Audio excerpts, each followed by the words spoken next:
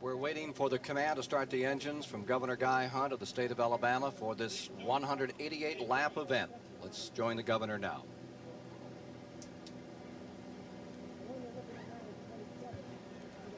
Now, ladies and gentlemen, I give you what you've been waiting for this evening.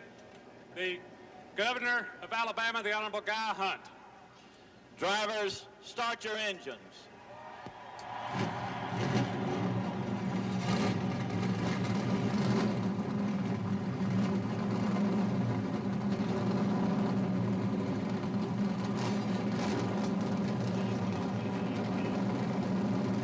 The starting grid. On the pole for the 6th time this year is Mark Martin in the 6th car. Darrell Waltrip in the number 17 starts alongside. Darrell Waltrip, the 2-time winner. In row 2, on the inside, 3rd position, Ken Schrader, the 88 winner, and Bill Elliott on the outside, number 9, the 87 winner. In row 3, it's Texas Terry Labonte, who has the best finish in these carburetor plate races in the Junior Johnson car, and Harry Gant has qualified very well in the green and white, number 33. Row 4, 7th position is Davey Allison, who's won 2 of these races with carburetor restrictor plates this year. Allison in his Ford and Morgan Shepherd alongside. Going to row number 5, and there you find the 83 and 84 winner, the man in black, Dale Earnhardt. And beside him, his best qualifying mark this year, Kyle Petty, starts in the 10th position. Going to row 6, there you find Phil Parsons, Alan Kowicki. In row 7 today, Rusty Wallace is on the inside, Sterling Marlin along. In row 8, it's Hut Strickland and Rick Wilson. For row 9, it'll be Jimmy Means and Michael Waltrip. In row 10, Derek Cope, Phil Barkdahl. Row 11 today is A.J. Foyt and the 1980 winner, Neil Bonnet.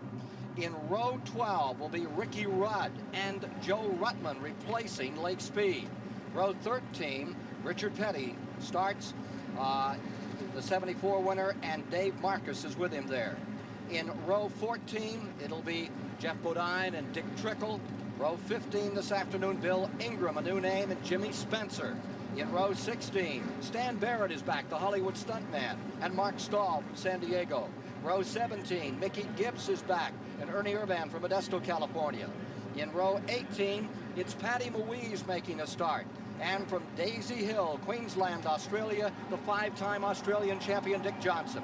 Row 19 is Bobby Hillen, the 86 winner, and Rick Mast.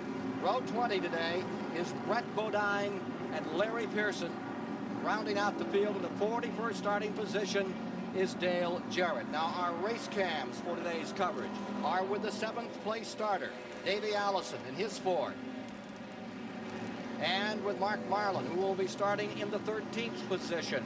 That is Sterling Marlin starting in the 13th position. And Mark Martin is on the pole.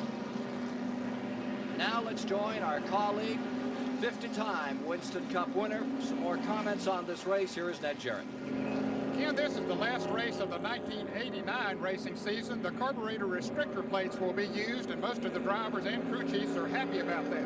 NASCAR mandated the restrictor plate starting in 1988 to reduce speeds for safety reasons here at the Talladega Superspeedway and at the Daytona International Speedway, and certainly they've served that purpose well.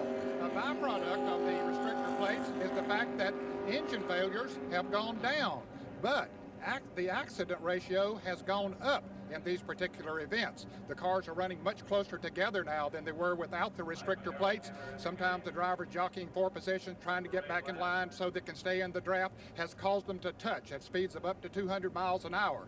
And this has a lot of the drivers concerned. We talked to some of them about it. Here's what they have to say. Restrictor plate racing has become very, very difficult, and very things happen unexpectedly. Drivers are driving more defensive than ever on a 2.5-mile super speedway, and that means contact, and that means trouble. What it is, it makes everybody careless. You run along beside somebody and you're trying to pass and there's no place to go, so you just make room.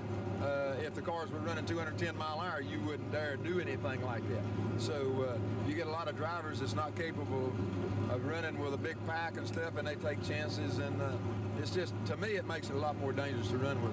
You're on edge all the time, you know, and you're not just driving your car, you're trying to watch 6 other cars at the same time, and it's a different type of concentration. early on, you're forgiving. You give a guy a little room and you let him in, or you back off a little bit and you say, golly, I backed off, I lost 10 spots. Pretty soon you get up there and it gets halfway to 2/3 of the race, you start saying, man, if I back off now and lose 10 spots, I'm going to finish 15th. So as the race progresses along, the intensity picks up, the courtesy decreases, and the first thing you know, you got people running all over each other. I think what we've done is we slowed them down for safety factors to protect the fans, and we just moved it on the other side of the fence. The wreck factor is more so than it's ever been, which, I mean, that's just the same for everybody. I'm not complaining, but we're flirting with the big wrecks that could take out 15 and 20 cars in one time. I certainly hope we don't see it, but it's sitting there waiting to happen. Well, let's do hope that we don't see any of those 10 or 15 car wrecks here today, but one thing we can be sure of, Ken, we will see some good, close, hard racing.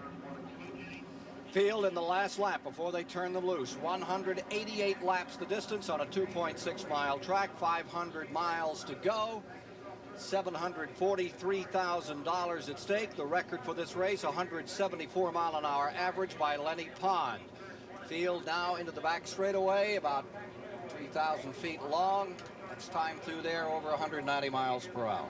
You know, what Ned had to say carries a lot of weight. At the last carburetor-restricted race at Daytona, there were 10 accidents involving 29 cars and a tremendous amount of financial damage to the equipment.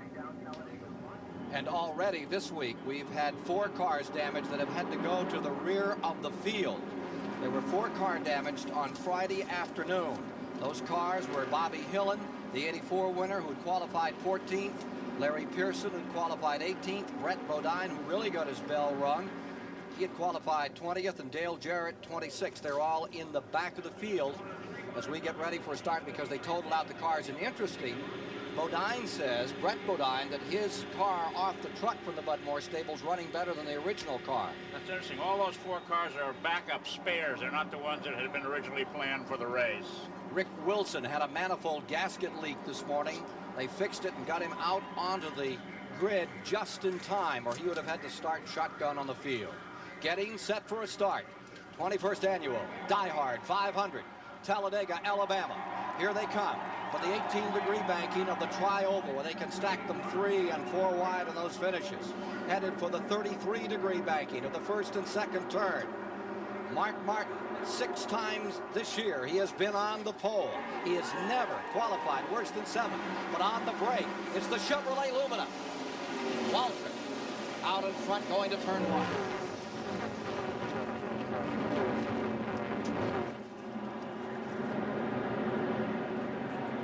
There you see the break. Waltrip into first. Martin is riding second. There'll be some charging out of the back of the field. Brett Bodine will really do some running. He had qualified well, and he thinks his car can run anywhere with him. There's Brett Bodine, number 15, slicing through cars, the white and red Budmore Ford Thunderbird on the bottom of the racetrack, getting under Patty Louise, moving around Johnson. Here come the leaders down out of turn number 4. The battle on to lead the first lap, and we'll have a different man up in front. Squeezing out in front. Look out. Here comes number 9. Bill Elliott has taken command in lap number 1 and tucking right into second place the Junior Johnson car with Terry Labonte. Terry Labonte has the best average for finishes in these carburetor restrictor races this year. He's been in the lead lap every time, has yet to win one, but he's always there. You can see those problems here as Darrell Waltrip got out of line and had to wait till an opening before he could get back in. Boy, it is so important to stay in line on the tracks where they run the carburetor restrictor plates. You've got to have that car in front of you working with him, stay in the draft. Waltrip did get out of line. Now he has the car up on the outside of him. That's Morgan Shepherd as they come side by side off turn 4. Davey Allison 3rd, Harry Gant back and 4th. Waltrip falling to 5th. Waltrip had been out practicing yesterday at over 196 miles an hour in a 3-car draft that had been led by Bill Elliott and involved Ken Schrader as well. Working lap 3.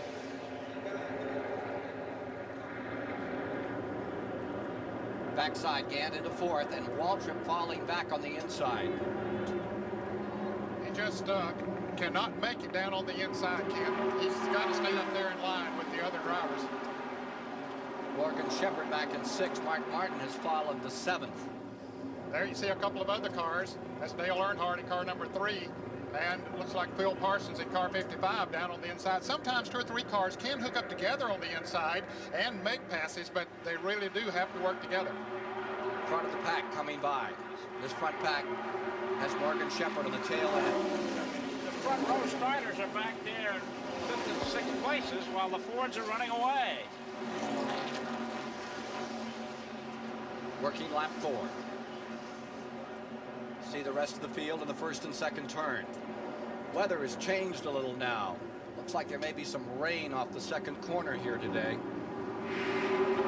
You were talking about the consistency of Terry Labonte. He and Alan Kowicki are the only drivers to complete all 618 laps that have been run with the restrictor plates this year. I think Phil Parsons is in that group too. I think he's been up in all of those races.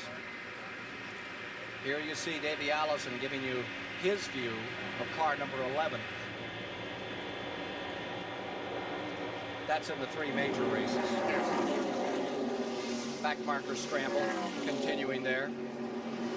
And there are 4 drivers, of course, that were in an accident in practice here on Friday, had to use their backup cars. And, of course, that is the reason for them being in the race. Including your son, who's having a real lot of problems with that Cale Yarborough car. It's just not running like the car he originally brought here. Well, the car that, the backup car simply is a short track car and doesn't perform well on a super speedway. There's Brett Bodine in the number 15. Now, that is the car he totaled out. You saw number 38, Dick Johnson, just in front of him.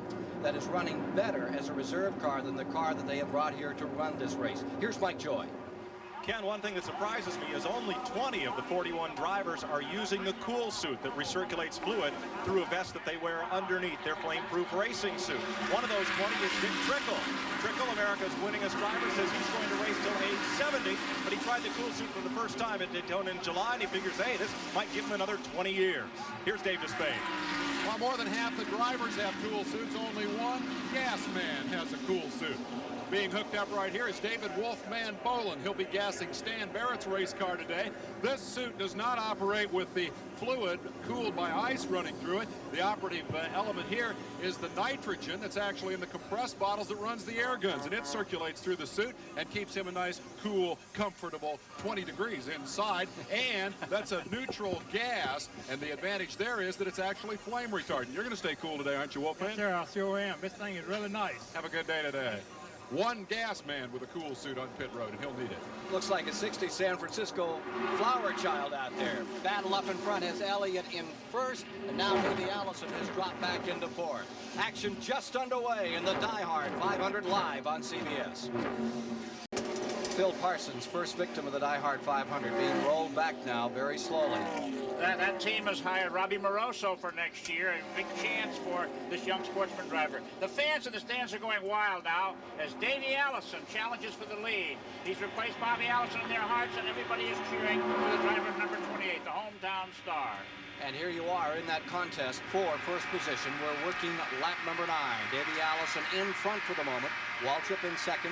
Terry Labonte down in 3rd. I believe you're going to see Morgan Shepherd in 4th here as you're getting this beautiful view from Davey Allison's car. Here's Bill Elliott up to 4th. Morgan Shepherd in 5th. Elliott wants to make a move as he goes into turn 1. Let's see how smart it is as he moves down to the inside. Let's see if he can make it stick. You're riding live with Davey Allison looking out the rear of his car. And here you see the red number 9 of Bill Elliott down on the bottom of the racetrack. May run out of steam right there. It must be an exercise in frustration for these drivers that waiting to go into action and then finding their car just won't give them what they want. A new leader. Waltrip around Allison, and the Chevrolet goes back in front of the Ford. That car is strong, Ken. He dropped back at the beginning of the race and now has worked his way back up to the front. He has a lot of horsepower. And you heard him say, he was quoted in the papers, I'm going to win this race. I'm going to win it for Margaret Waltrip, his mother, who suffered a stroke last Saturday in Owensboro, Kentucky. She's at the Owensboro Davis Hospital watching this race today as her son, Darrell Waltrip, tries to conquer this 2.6-mile high banks. Oh, trouble. Car in trouble. Elliott spinning once, twice, looping down to the inside. Yellow flag is out.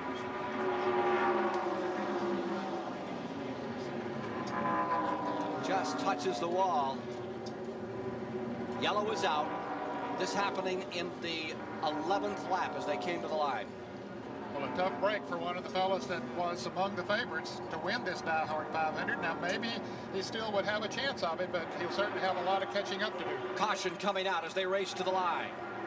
Waltrip in first, Davey Allison second, Terry Labonte third, Morgan Shepherd fourth, Kyle Petty fifth, Mark Martin sixth, Schrader seventh, Harry Gannon eighth across the line.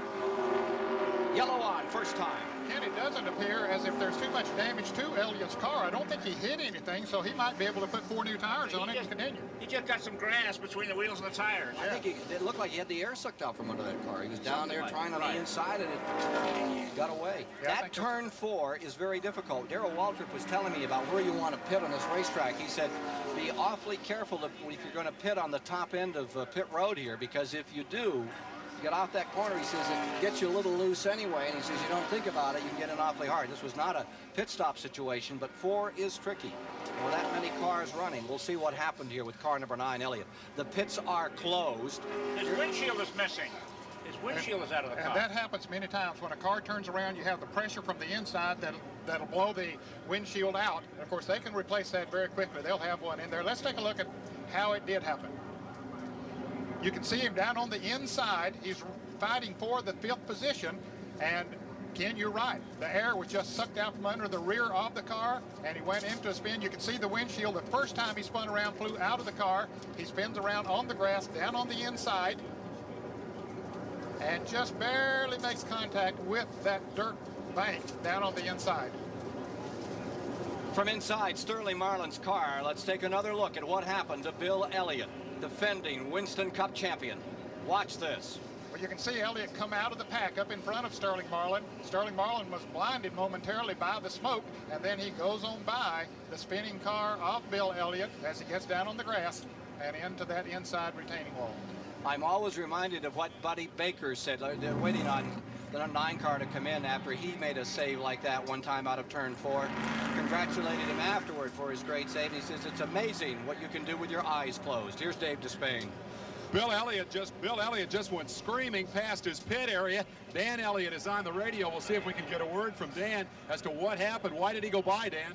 We're trying to get everything we need up, the windshield and everything, so we wanted to go on around where we could get time to get it in and get back out on the racetrack. So you just didn't have the pieces ready for the stop? Not yet. Have you assessed what all the damage might be? No, that's another thing we wanted to look at was what was wrong with the car and gave us a pretty good idea what we needed to do. So the purpose of the pit stop was to get a look at the car, figure out exactly what they need, get all the pieces, then bring him in and fix it. Let's go down pit road to Mike Joy. Dave, I'm back in the garage area where Phil Parsons hardly had a chance to get his cool suit hooked on and running today. What put you out? Well, Mike, you know, we came here to win the race, and we probably ran the engine a little closer as far as timing and jetting than we would have liked to have, and I guess it bit us. It probably burned a piston. That's due to being too lean. So, but we're here to win the race. You know, we weren't here to just ride around and finish. So, you know, my hat's off to the guys. They did all they could do. It just bit us this time. Well, you've won here. You've been on your roof here. Is this going to make it a long week waiting for the next chance to come and get even? Well, it really is. That's the thing. We've been really creeping up in points over the last several weeks and had some good runs, had a good run at Daytona, so we knew we had a good car, a good engine, and a good crew to do well today. We had a shot, really, I think, to win the race. But by what we did in practice yesterday, it's too early to say, you know, what's going to happen in the race because I only ran 3 or 4 laps, so I didn't even get a feel for it. But, you know, we'll have to come and get him next time. We just had a hard crash on pit road. This is Jimmy Spencer's car, which ran over Darrell Waltrip. I mean, ran over him. He went up in the air. Waltrip is coming by with the right rear quarter panel bent up against the tire. Incredible incident. Here's Dave Despain. Bill Elliott has come on pit road. It was his spin that triggered this incident. They've changed the right side tires. They now go to the left, and it appears the only major mechanical fix they'll have to make is to the windshield. While the tire changing and fuel crew are at work, there is no opportunity for them to work on the windshield because of the limitation on the number of men who can come across the wall. Some sheet metal damage to the left rear corner. They are at work on that now. They've cleaned the grass away from the grill. Remember, it was a week ago at Pocono that Elliott blew a tire on the first lap, came in, fixed it, came from dead last to win the race. But this is going to be a little more difficult than that. He will need a windshield. Here is Darrell Waltrip's car. You can see the damage here that he sustained, and let's look at what happened on pit road, this most unusual circumstance. Well, you can see the pit road is very crowded. Darrell Waltrip already has his service and it started out. He and Davey Allison and Jimmy Spencer in the blue car comes down, hits Waltrip. You can see the front end of Spencer's car go up in the air. He spins into the grass, but a lot of damage to the right rear quarter panel of Darrell Waltrip's car. Of course, he'll have to come back in, give up a lot of track position, but also it's going to hurt the aerodynamics of that race car. There's going to be a lot of discussion after the race as to whose fault that was, whether that was Spencer's fault or Waltrip's fault. They were 3 wide on pit road there. Let's take a look at it again so the folks at home can make an assessment of what happened here under caution on pit road. This is what just happened on pit road as we're watching live from it. This is how it all began. Okay, we see Davey Allison in the white car coming out on the inside, Darrell Waltrip in the orange car on the outside, trying to beat each other out. Jimmy Spencer in the blue car trying to get into the pits, and he was hit by Darrell Waltrip. So you're right, Chris, it's hard to determine who was actually at fault. Of course, those drivers coming out of the pits, sometimes they say has the right-of-way of those coming down pit road, but Jimmy Spencer was trying to get into his pits. Waltrip is on pit road. You're watching this live now. They're working on the rear of his car, number 17, the Chevy Lumina. Here's Mike. They're working on the right rear of Darrell Waltrip's car. The tire is shredded and it shows evidence of heavy contact with the fender well. It's the right rear of the car. We don't have the best view of it from here on the left side of pit wall, but now you're seeing it as they hammer and pull away and snip away pieces of that fender. Talladega is the fastest track on the NASCAR surface. These cars spend hours in the wind tunnel trying to fine-tune the shapes and hone the aerodynamics. Any upset such as this will diminish Waltrip's chances to win. I don't think he'll be able to lead the race with a damaged car, but certainly he can stay in the draft and be able to run with the front runners if they can get him back out. Last week at Pocono, though, a similar incident which bent up the fender well in Dale Jarrett's car, allowed carbon monoxide in and almost put Jarrett out of the race. So Waltrip will be a question mark from here on. They need to get him back out here without losing a lap. We'll return with more live coverage of the Diehard 500 after this message and a word from your local station. After 14 laps complete, Jimmy Means from Alabama originally. Smut Means is out in front. And right behind him comes Patty Moise. Remember, she started way back 36. Then comes the Australian Johnson, Gibbs, and Davey Allison in 5th as they get ready to resume. Those first 4 cars did not pit. All the other cars in the field have pitted. Out in back, Waltrip, Elliott, involved in incidents here. Light is off on the pace car, about to come in. There are 15 laps complete, 16 when they come to the line this time. A new rule, Ken, on a restart, they must do any passing that they do before they get to the start-finish line on the right side. So let's see if they all do it. Here they are coming down for the flag from Harold Kinder. Pass only on the right, and here's Wilson going all the way to the top of the track, up in the marbles as he tries to get around, and they are away. Looking out at the back of the field, pretty good start with this new rule. Yes, it worked well in Pocono, Pennsylvania last week, but look, 3 were wide in the first turn. Back straightaway. Jimmy Means is out in front. Boy, he had one of the worst wrecks of his career on this racetrack, having just a great start. Patty Moise into 2nd. She ran a terrific race in the Automobile Racing Club of America preliminary event yesterday. Here she is getting passed by Davey Allison. That's the Patty Moise car. She ran up in the top 5 for a long, long time. Then late in the race, got caught in the pits, caution flag condition, got a lap down. Later spun as she ran out of fuel, trying to get on this pit road, which is tricky. There's Jimmy Spencer coming back in the pits. That blue car we saw coming into the pits. He was involved in that pit accident. Davey Allison leads. Morgan Shepherd 2nd. Here's Dave Despain. Jimmy Spencer is in for a 2nd attempt to repair the left front corner of the car. That's where the contact was made with Darrell Waltrip. Crew is frantically trying to bend the metal away from the left front tire. That seems to be the primary concern. The components under there appear to still be functional, but the potential for rubbing the tire was the problem. We asked them what happened. What did Jimmy Spencer say on the radio? The quote was, "Darrell hit us," unquote. Let's go to Mike Joy down pit road. Jeff Hammond is Darrell Waltrip's crew chief. How's your race car? Well, Mike, right now it's a little hard to tell. It's hurt a little bit, but I hope it's not too bad to be able to get back up there and, get back up the thrash, because, I mean, the car is running so good. And, you just seen a rookie make a rookie mistake come down the pit road. It's way too fast. And just went all over us.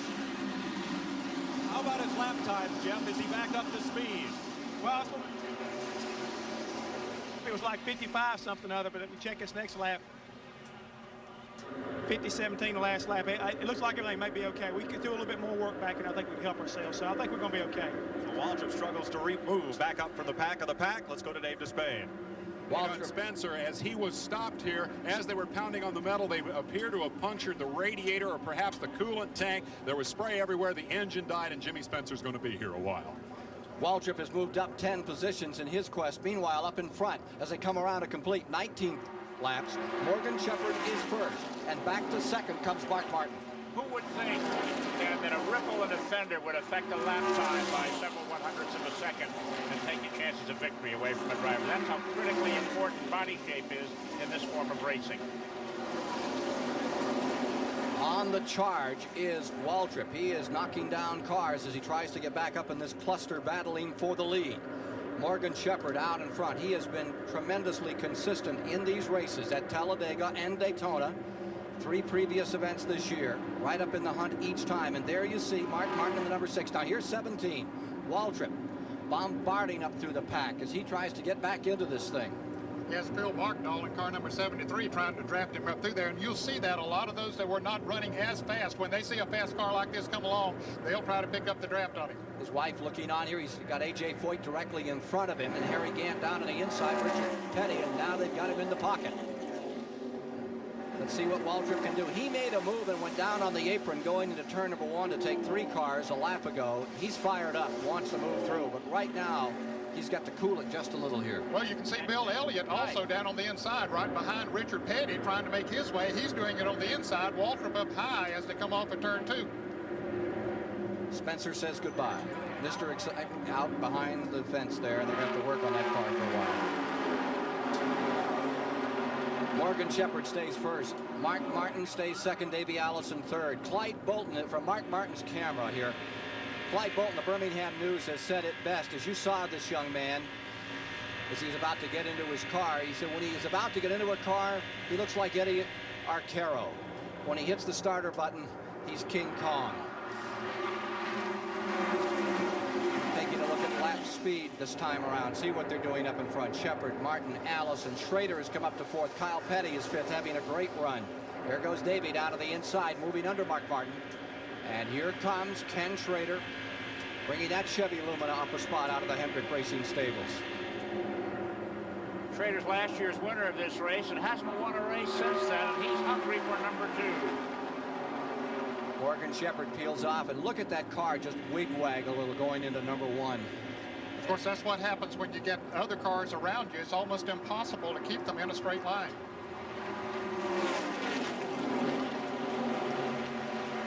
To the tri-oval, banked 18 degrees. Looks like well over 100,000 here today. 49.8 in the last lap, Chris. That's a pretty remarkable time. They're really going. They're getting more and more out of these cars despite the carburetor restrictor plates. They're finding out now that where you run on the track has a bearing on fuel mileage. We'll have to look at about 36 to 38 laps is when 100 miles, that's run a fuel tank out. Of course, we've had that yellow flag where cars were refueled. But when you're up front, there's more air going into the carburetor and they're taking more gasoline with it. So the leading car does not get the fuel mileage the cars immediately behind get. That was a lesson learned only earlier this month. Into second place. Schrader on the inside, drops it down in there. And as they come around, you have Morgan Shepherd first. Now Ken Schrader in second and challenging with 23 laps now complete. At 24 laps, these were the standings in the Diehard 500 live this afternoon here on CBS. Schrader was in first, Davey Allison second, Morgan Shepherd third, Mark Martin fourth, Kyle Petty was in the 5th spot, Terry Labonte then in 6th, Sterling Marlin 7th, Kowicki was in 8th, Earnhardt 9th. Now here's the interval between the front pack and the second pack of automobiles out here this afternoon. And then behind that pack, there is a third pack now being led by the 17th place car, which is Darrell Waldrop.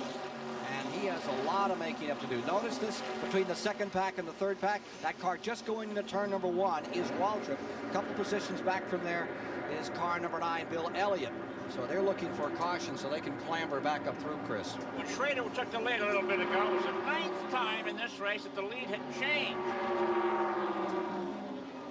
There's the 3 intervals, the 3 packages that we have of racing on this 2.6-mile track at the present time. Working the 27th of 188 laps. From Sterling Marlin, challenging Kyle Petty. We've got trouble. Out of turn 4. Jeff Bodine, Michael Waltrip, Rusty Wallace. Car number 10 of Derek Cope. Neil Bonnet was down on the grass. Could be more to come. Darrell Waltrip. He just barely misses it. Here comes the other cars. They don't know whether to go high or low. There's so much smoke out there. Rusty Wallace, the front end, tattered badly on that one. His shot in the point standings. Really in trouble here. Jimmy Means. Oh, that's unfortunate for Jimmy Means, who's had a good run here today. Michael Waltrip's car badly thrashed and on fire. They're taking him out, or trying to get him out of the car right at the entrance to pit road. The Bahari Racing Team car, Mike Waltrip. Well, this is what the drivers were concerned about. This infighting, this close competition leads to this type of accident. 5 cars involved. Waiting on Rusty Wallace here in the 27 car. Rusty's car got it at both ends, it looks like. Yes, it does. And I'm sure that Rusty's probably sitting in there and hoping that the wrecker will come and get him to his pits very quickly so that he can get that thing repaired, try to get back out there. And if there's any way humanly possible to get that car back on the racetrack, you can rest assured they'll do so.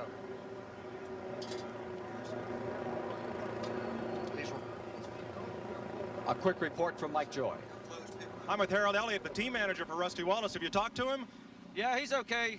Mike, he said that Jeff spun out in front of the whole field up there and he just wadded it up. How's your race car, though? Can it be fixed? No, he said it's total, it's destroyed. We're going to look at it, but he said it didn't look good. Well, that makes a very short day for the man who's second in the Winston Cup points and who hoped to win his first title this season. Replay. Turn 4. Well, Jeff Bodine in the yellow car on the left of your screen coming off of turn 4, and you can see the car breaks loose all of a sudden right in front of a big pack. That's Dale Earnhardt going by, and then he clips Michael Waltrip in the car number 30, Rusty Wallace. Here comes Jimmy Means in the blue car getting involved. There's Derek Cope in car number 10. You see Neil Bonnet way down on the bottom of your screen. I don't think he was involved. He just cut down to the inside. You can see him now coming off of the grass. I think he got through the wreck okay. Ned, could you call that driver error? Well, I don't think so. Something maybe happened. It looked like he might have cut a right rear tire or something of that nature because the back end went out from under it so quickly. There wasn't anybody alongside him that would make you think that he had the car pulled out from beneath him. Pit road remains closed. Of course, these damaged cars are, some of them pretty tattered. One coming down pit road right now. That's Stan Barrett. Well, we didn't see Stan up there, but he was involved in it. You can see the damage to the front end of his car. There were a total of 6 drivers that were involved. Of course, we saw the Jeff Bodine car, Michael Waltrip, Rusty Wallace, Jimmy Means, Derek Cope, and Stan Barrett. Well, we said earlier that at Daytona on the 1st of July there were 10 accidents involving 29 cars. That total may well be exceeded today. Here's Dave Despain. We're with Waddell Wilson, Jeff Bodine's crew chief, engine builder. What happened? What did he say on the radio? Well, he just said it set up some, we're all messed up now, and I looked, and about that time he was headed at us with the front end all mashed in, and he just got out of the car and threw up his hands and, like in disgust, but he's okay, and I know he's very disheartened that we're out of the race this early. That car's been pretty well beat up a time or two before, hasn't it? You've had trouble with that thing. Well, this is the car that we had at Daytona, and we tore it up down there the latter part of the race, and, and we worked real hard to get it to come back here. We didn't have it to like 100%, but now we've got it tore up again. Okay, Waddell Wilson, as his car comes by behind us, Jeff Bodine's machine indeed is a mess one more time as the number 5 car is out of the race along with its driver, Jeff Bodine. The major off-track story at Talladega this week has surrounded Rusty Wallace and his attempt to sever his relationship with team owner Raymond Beadle. Our Mike Joy took an in-depth look at that controversy. It just goes to show you, stay digging, you don't give up, you get it, buddy. That's what we're doing now. Rusty Wallace, almost last year's and maybe this year's Winston Cup champion, wants out. Wallace has asked a Charlotte court to issue a declaratory judgment that would cancel Blue Max Racing's option to keep him behind the wheel in 1990. Wallace alleges team owner and former drag racing champion Raymond Beadle has breached the contract by making late payment. I say I'm free for 1990, and Raymond says I'm not. He says that I have a contract, and I say I don't. And we're just coming to a dead end. It's just we're both butting our heads against the wall, trying to figure out who's right or who's wrong. Beadle contends that since Wallace has been paid up to date and continues to race Beadle's car, the contract remains in force. They have a valid contract, which is good through November 30th of 1990. And Raymond knows what the contract's all about, and so does Rusty, and that's basically all there is to it. Raymond's concern, unfortunately, is that why would you void a contract because you've had a better offer to go across the street? And that's basically what it's boiled down to. Rusty wants his own race team, but it's strongly rumored that Roger Penske, who gave Wallace his first Winston Cup ride, would back the new team, bringing along one of Roger's major IndyCar racing sponsors. I'm not going to say Roger Penske's involved in this because right now he's not involved in it. As far as a lawyer, I have no knowledge that my lawyers ever had anything to do with Roger Penske. Wallace pilots his own plane and wants to chart his own career course. This isn't about money, but there is a lot at stake. Rusty's been paid. Rusty was paid over $900,000 last year, over $1 million, right at $1 million rather. So Rusty's certainly been paid what's owed him. Well, it's not money. I can promise you that. It's not money. I'm making money right now that satisfies me. I'm not a spoiled kid trying to get $4 or $5 million a year. The controversy surrounding this issue has rippled through the garage area all weekend, and it's affected Rusty's team's pursuit of their goal, racing to win. You wonder why it has to happen, when it looks like everything's going so well. But, there's been little problems here and there, like there is on every race team. It's got its conflicts, its inner struggles. This team's no different. I ask myself a lot of times if all this is necessary right now. And, to me, being in the middle of a championship run, I believe I'd have waited. But, it wasn't up to me. Wallace has the closest knit, maybe best running team in the garage area and doesn't want to upset that special relationship. I don't think this is going to affect the team. It's not going to affect my driving, and I really don't think it's going to affect the team.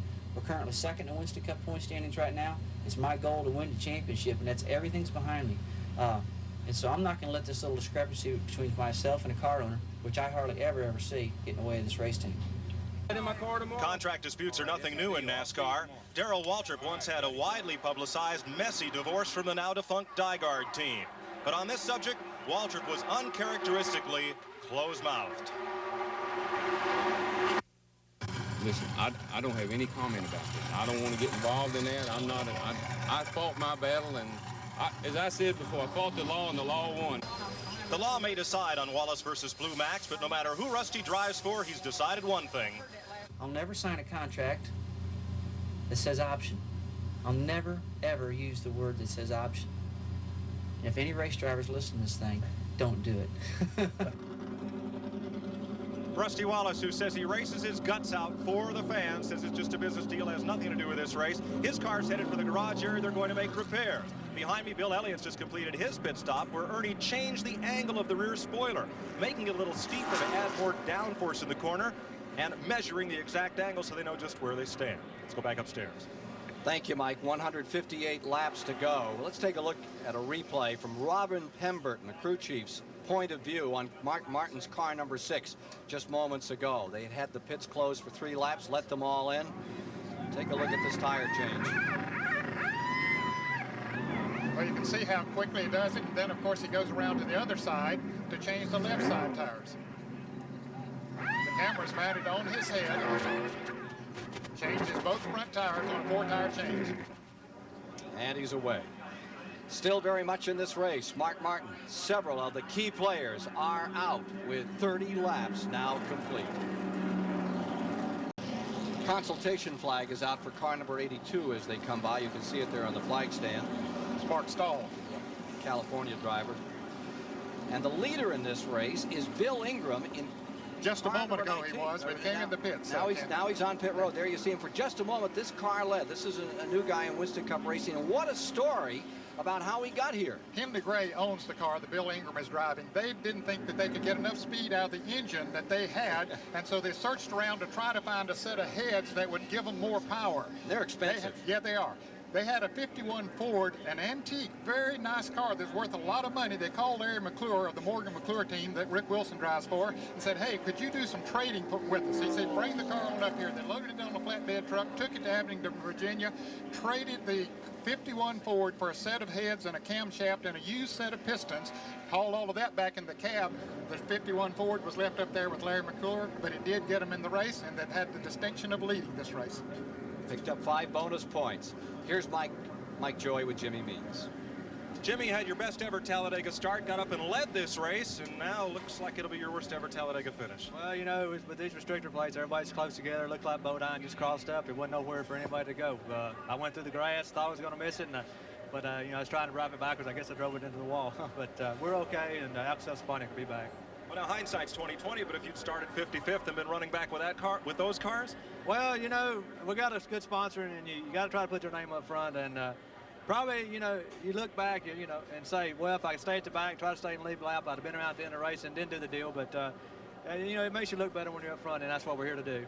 Well, and he had it up front here for a brief moment, but it's now brought him to the garage. There are a bunch of littered cars here. Mike Waltrip's crew is fixing his car, hoping to get him back out. Derek's Cope's car is all torn up. So too is Stan Barrett, Rusty Wallace, and Jeff Bodine.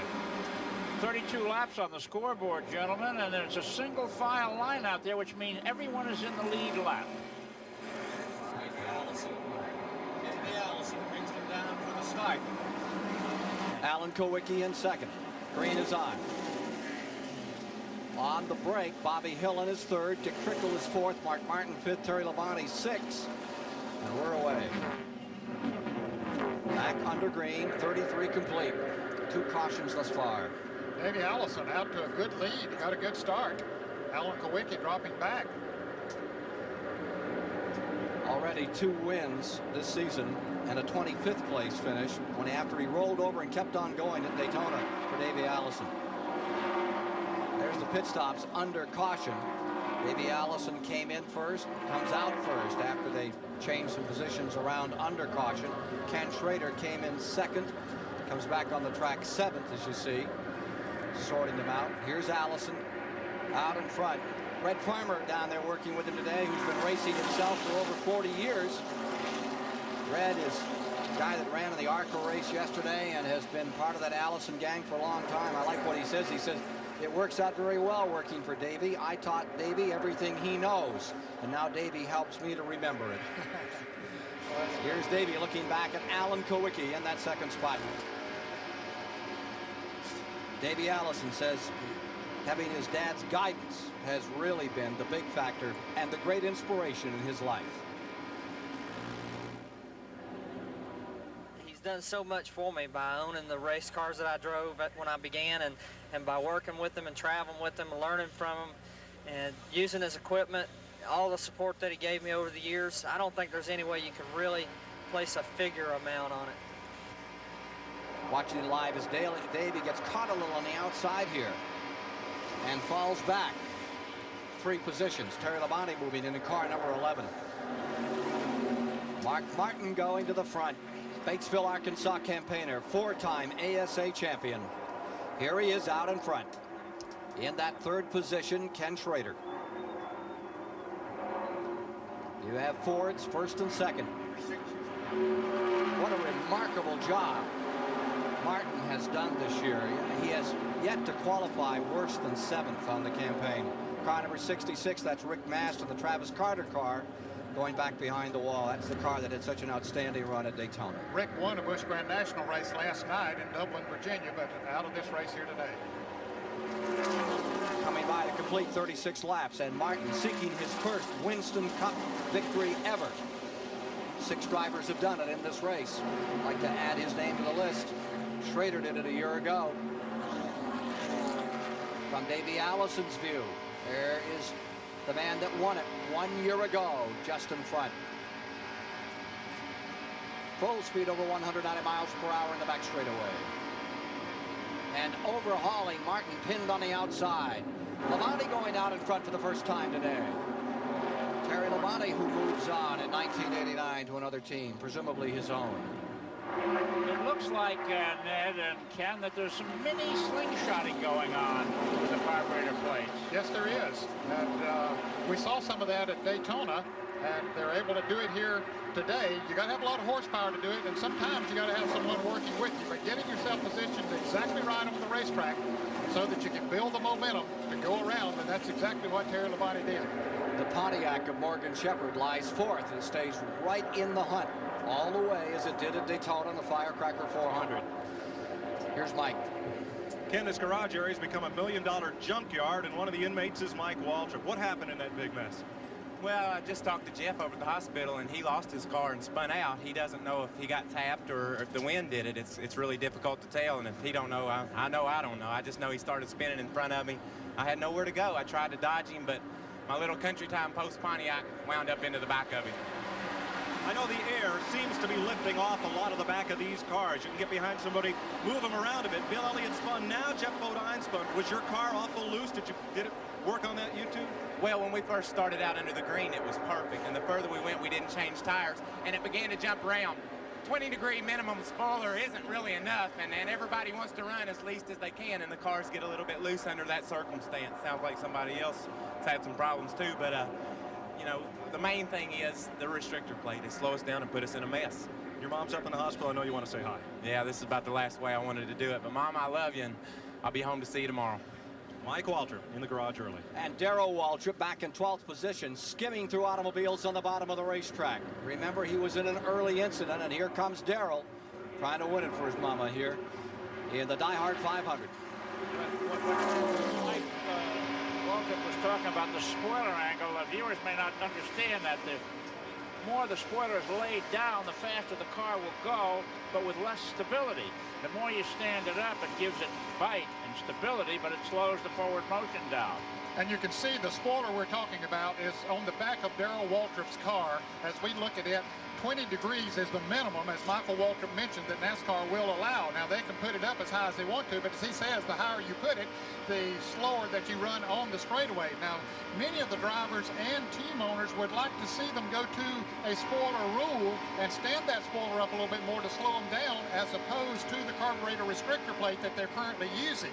NASCAR certainly will evaluate the situation during the winter before the Daytona 500 next February, and we'll see what does come of it. Waltrip moving underneath Bobby Hillen. Here he is into turn number 1. Sterling Marlin giving us these wonderful pictures.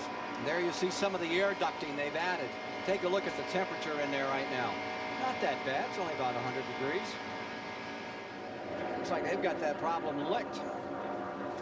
Davey Allison stays first, but the guy into second is Morgan Shepherd. He's doing a great job out there now with that Pontiac, just like he did in July down at the beach. Here's Mike Joy. Well, Ken had another $100,000 and a little bit of class to our junkyard here in the garage, but Patty Moise didn't crash out of this race. What happened to your car? Well, we had to change a motor this morning, and we think there's something internally wrong with it. We kept, goal temperature kept going up. We nearly pegged it. The temperature gauge goes to 340, and it was like at 320. Way too hot. We were afraid we'd just scatter it. How about yourself? How hot is it out there? Well, I'd been trying to pace myself on my cool suit. I kept just turning it on and for a couple laps and then turning it back off. So really, I was in pretty decent shape. I'm just sorry that we had to bring the Amway Freedom Fuel additive back in the garage and park early today. Patty Moise. Thanks. There's a racer. We're going to hear a lot more from Patty Moise. Yes, great job. Davey Allison in first. Morgan Shepherd second. Ken Schrader is in third. 41 laps are complete in the 21st running of the $740,000 Diehard 500. This Diehard 500 race summary is sponsored by Quaker State Motor Oil, where the big Q stands for quality. After 115 of the 500 miles, 10 leaders, 16 lead changes, with a couple of cautions, it's been slowed down to 133 miles per hour. 9 cars are reported out of the race at the present time. And here's how the attrition looks in the early going. Phil Parsons first out, Jeff Bodine, Derek Cope, Rusty Wallace, they're trying to get his car back, Jimmy Means, Michael Waltrip, Stan Barrett having retired, and Patty Moise with an engine problem. Taking a look at our leaders after completed some 43 laps, Davey Allison is in first. Morgan Shepherd's Pontiac in second behind that Ford. Then the Chevrolet is in third. And it's Terry Labonte, Mark Martin wrapping up that top 5. Bill Elliott is back in 17th position at the present time, moseying through the field. Here you see him in number 9. Bill Elliott on a roll, and Darrell Waltrip has pulled up as well. Waltrip is now in 7th position for his problems early on. There you see him just in front of Dale Earnhardt. I'll tell you, both of those drivers had trouble. Elliott spun, and Waltrip got run into from behind by Jimmy Spencer. And Waltrip's car may not be aerodynamically perfect, but he's making the most of it out there. Now, he is ahead of Bill Elliott by a few positions. And from that picture, you can get a little idea about the interval between that first pack of cars and Waltrip, again, trying to clamber up through the standings. Certainly a real testament to his driving ability and his crew for getting that car back in shape after that pit road melee that had him in trouble. Morgan Shepherd now leading this race, and Ken, he's one driver and his crew that likes to run the restrictor plates. He has run well at every one of the races where the restrictor plates are in use. Why? I don't know. Evidently, Bob Rahilly, who is the engine builder for that team, has found something as far as the restrictor plates are concerned, and Morgan Shepherd likes to run close. He likes to drive the wheels off of a race car, and so all of that combined, I guess, helps him run it right. Not only on weekends is Morgan Shepherd on wheels, but he's an accomplished roller skater. And he likes those little wheels, and he does that as his avocation. Here's Morgan in front. Did a great job at Daytona. Just had trouble with the flag, or he might have been the man to take that Pontiac home. Here's Schrader in that second spot, bearing down. 47 laps are complete. Labonte lies third. He's having a great run. Martin, the pole sitter, stays there in fourth. And Kyle Petty, former winner of the 600 at Charlotte, lies fifth in the field. Ned asked Ken Schrader if he felt added pressure here in Talladega as defending champion, and if his lack of winning success in '89 is causing problems. You know, the pressure's on us every week when we come into these racetracks, just because the competition's so intense. But being last year's champion doesn't carry much weight here this year. Has it surprised you that you haven't won since then? Well, it's sure disappointed us. I wouldn't say it hasn't surprised us, because I know if you're not 100%, you're not going to win. There's been a lot of races we weren't 100%. That, we're working awful hard towards rectifying that, and I think we're going to get it done here real soon. Well, here are the leaders. Davey Allison, who had been leading, has now fallen back into 6th position. And from the 28 car to the 17th car, which is running in 7th, is about 2 3/100ths of a second. There you see Waltrip, and he's now running by his lonesome. He's drawn away from the pack. It's amazing. He's ahead of drivers like Dale Earnhardt and Alan Kowicki, who have not had any trouble so far today. So Mr. Waltrip is really up to the occasion, bringing a car that isn't quite right up into the top 10. He was way back in 19th place not too many laps ago. With more on the restrictor plate story, let's go to Mike Joy. Bob Rahilly is co-owner and engine builder of the Morgan Shepherd car, and it seems the 3 cars in front here are the same 3 that were up front at Daytona in the last restrictor plate. So, Bob, what have you guys found about restrictor plate racing that's put Morgan out front these last 2 in a row? Well, we've worked real hard on the restrictor plate motors, and I'm real proud of the team, the engine department, but that's also a very good race car aerodynamically. And it takes a combination of both, and Morgan's doing a real good job like he always does. So just coming together for us. I'm real proud of everybody. But what have you found under the hood? Is it heads, intake, carburetor, what? We've done a lot of work on the intake manifold. A lot of work on the manifold. I think that's what you'll hear up and down pit road. Let's check with Dave Despain. The Ford team seemed to get a head start on the restrictor problem, and part of the reason is Jack Roush. He's the team manager, owns the team for Mark Martin, who sat on the pole today. He develops intake parts for the Ford Motor Company. He found an answer, gave it to the other Ford teams. Everybody else showed up at Daytona with that manifold, and NASCAR thought, well, maybe we ought to ban this, but since everybody's got it now, we'll let it run legally. Now, Junior Johnson's outfit, that of course would be Terry Labonte's car, were latecomers to Fords. This is their first year with the T-Bird. So how did they catch up? How did they get their car in a position to run third here today? Simple. Junior wore out 3 engines on the dynamometer since the May race here in Talladega. Wore them out completely and junked them. And they've obviously found some answers because the Fords continue to have a big advantage in restrictor plate racing. But for the moment, with 51 laps complete, the Fords are looking up from under with Pontiac in first, Chevy in second, then Ford's running in third and fourth, and Kyle Petty has brought his Pontiac up to fifth. And remember that Gary Nelson car, Felix Savetta's car, had Ted Condor. They had qualified 10th, which is their best to date. Looks like they've found some solutions to the problems of the restrictor plate. Let's take a look at the standings after 50 laps here some of the way as we continue to watch. Morgan Shepherd out in front, Schrader right there in second with the GM products. Terry Labonte in the Junior Johnson car third, Mark Martin, Kyle Petty rounding out the top 5. At positions 6 through 10, Davey Allison is there. He's fallen back on the pack, and then Sterling Marlin, Alan Kowicki, Bobby Hillin.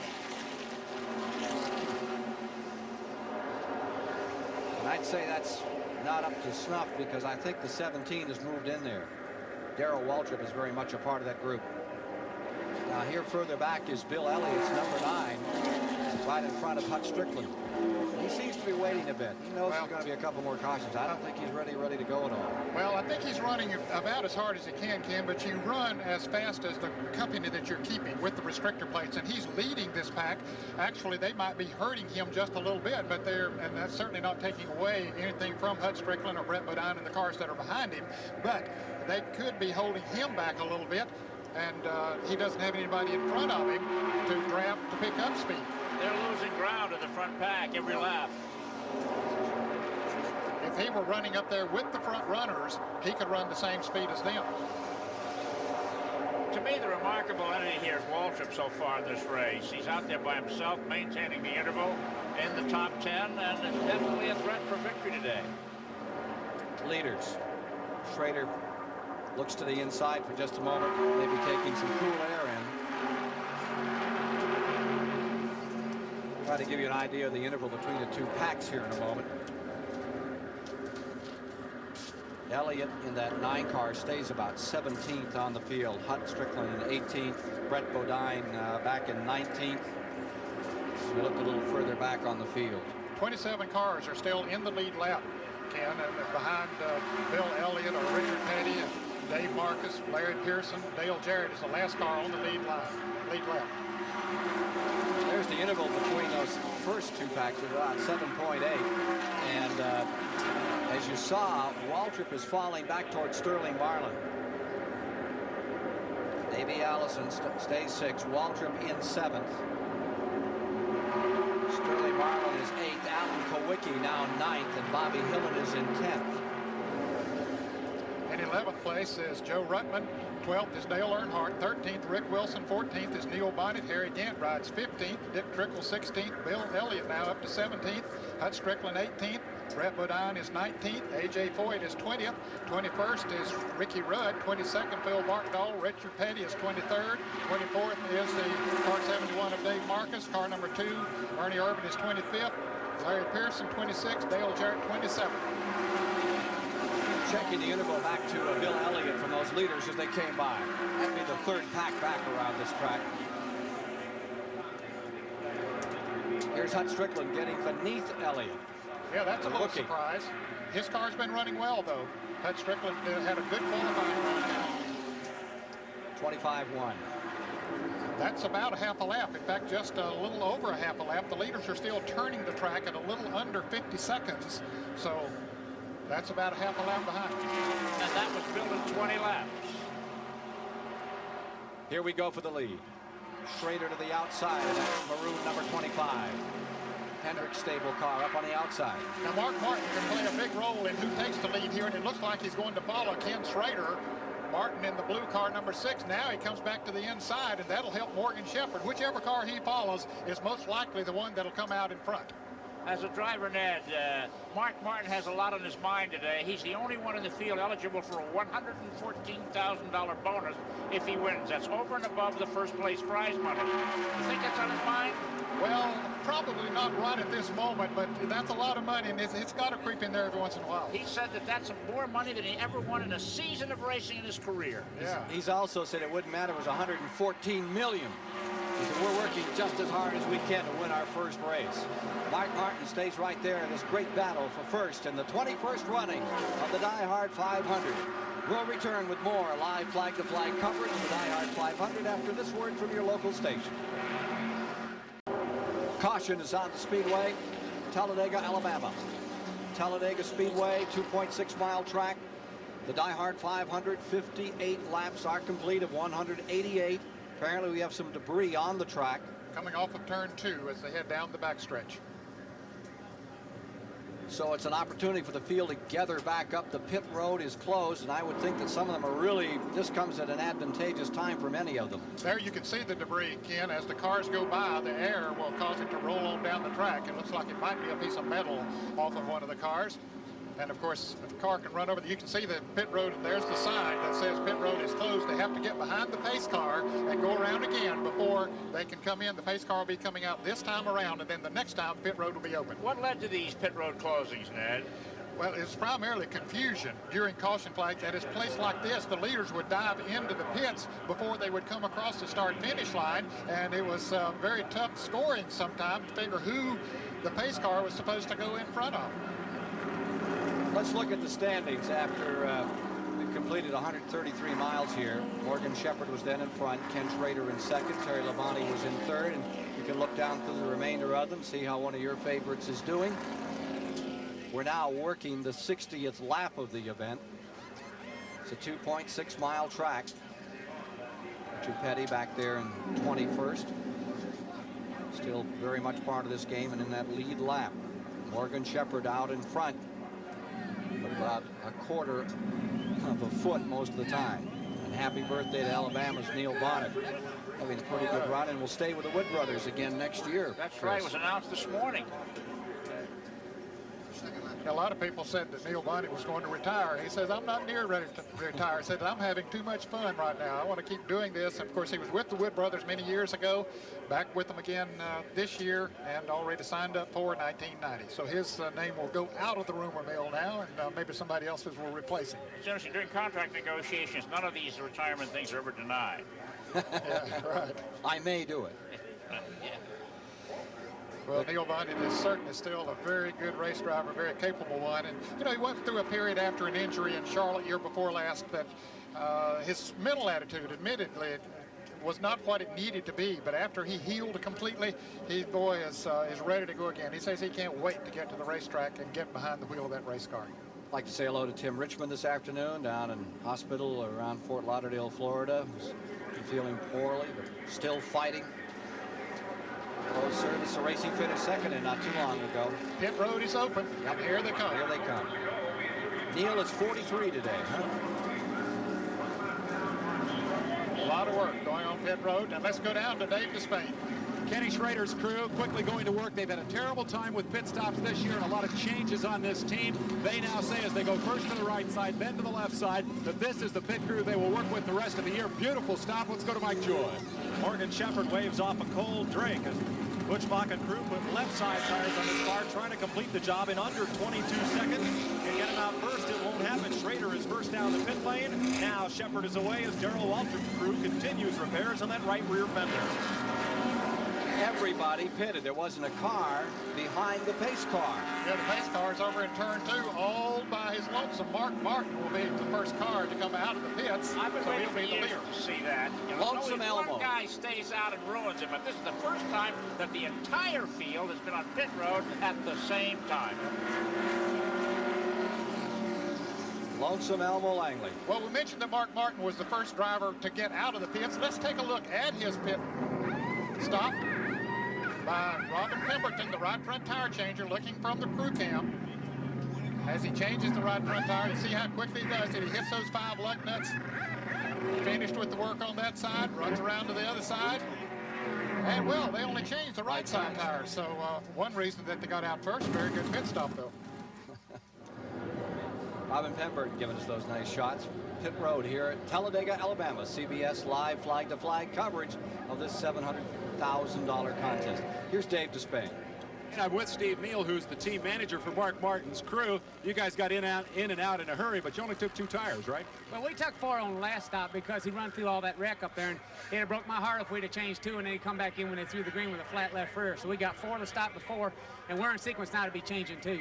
So you don't feel this was any disadvantage, and in fact, it got you out in front of the field? Yeah, you know, judging from how the race has already been going on, it's pretty tough racing in behind. They're crashing and beating and banging and getting caught behind, so we'd rather be out front on 2 tires than in the middle of the pack on 4. Has anybody mentioned to you that you guys could win $114,000 if you win this race today? Are you guys thinking about that, or are you treating this like just another race? If we're racing for nickels, it wouldn't make any difference to us. We want to win everything we can get our hands on. And they're due to win one here today. Let's go to Mike Joy. Dave, Darrell Waltrip will have to come back in. They've been tying up that car just with good old-fashioned bungee cords on that fender. They'll have to bring him back in now and complete the repair.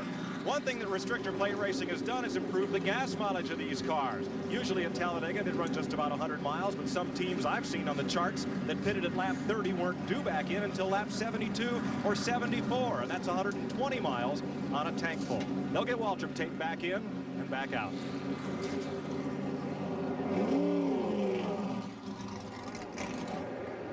Well, that's how they went in. That's how they came out.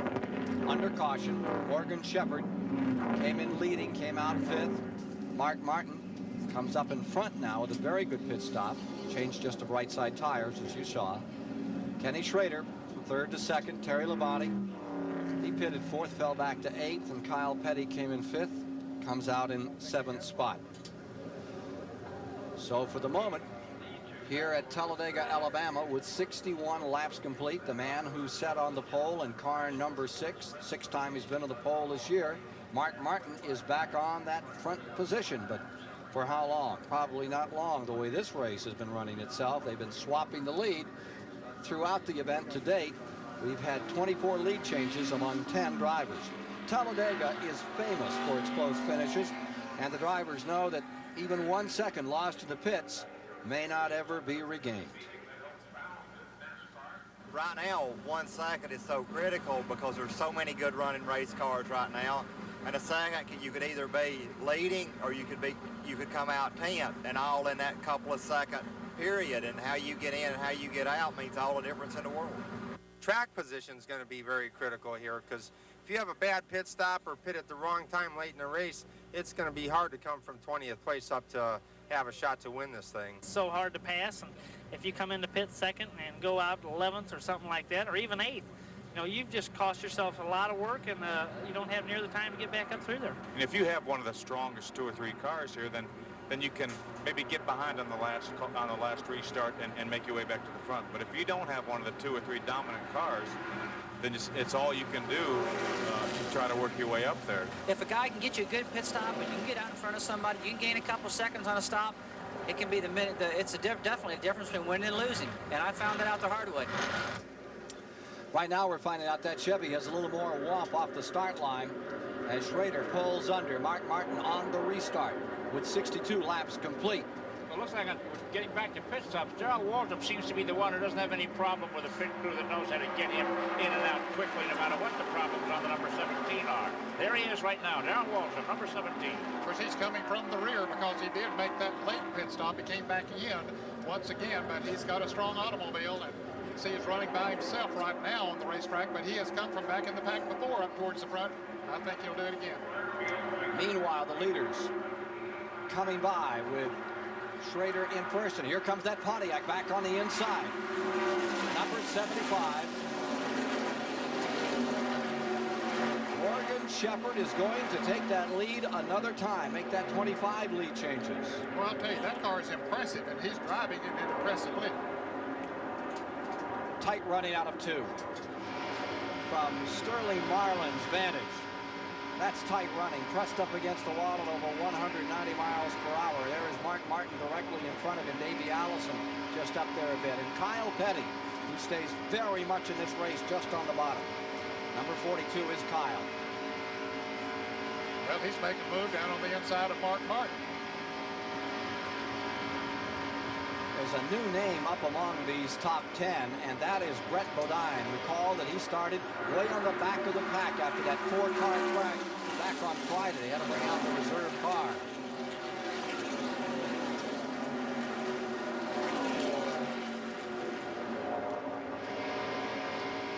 reason that Martin was able to move in the lead, took on 2 tires and fuel. His pit stop was 15 3/10 seconds, but from the time he entered the pits until he exited, and that's key. Look at that, 34.8. He has got a team that works as well as he does. He gets that car woed and gets it out of there in good shape. Well, Morgan Shepherd got in and out good. He took on 4 tires, although he was 39.7 overall, but he got in and out the pits good. That's remarkable that getting in and getting out is part and parcel of doing well in the pit. Let's go to Mike Joy. But Chris, especially with restrictor plate racing, it's so hard to pass on the racetrack. You need to gain every fraction of a second you can here on pit road. Just a couple of weeks ago, Ricky Rudd's team here did a 4-tire change in world record time, 20.5 seconds. And they got beat out of the pits. The competition is so intense that Dale Earnhardt's team forbid a cable TV crew from filming one of their pit stops, afraid they might give away some secrets. Here's Dave Despain. And down on this end of pit road, the all-time championship team in terms of pit stops would be the Richard Childress outfit that backs Dale Earnhardt's efforts. And we asked Richard yesterday, your team doesn't seem to be quite as dominant, both on the racetrack and in the pits. And he gave me a big grin, and he said, well, everybody else learned their lessons from us, and now they're all caught up with us. So that's the story on pit road. Leaders for the tri-oval. Dale Earnhardt back in the midst of the field. Richard Petty's been running 20-21. And A.J. Foyt has come up to 13th. He's having a pretty good day. Yeah, he had a good pit stop. He's been running in the thick of several of those packs out there today. He's been in one pack and then the other. Had a good pit stop this time, moved him up to 13th. But here's the story, and it's, as always, at Talladega, among the leaders, where you see Morgan Shepherd first, Ken Schrader second, Mark Martin maintaining that 3rd position. Kyle Petty is on the move, and there goes A.J. down on the inside of Alan Kowicki. A.J. Foyt having a terrific run here, staying with the leaders and right in the midst of this fight. Now there's Dale Earnhardt, tucked right in with Davey Allison. Whatever happened during that pit stop, the adjustments made to A.J. Foyt's car certainly improved its performance. And they've improved Earnhardt's dramatically. He's getting back up into this thing strong. 7th.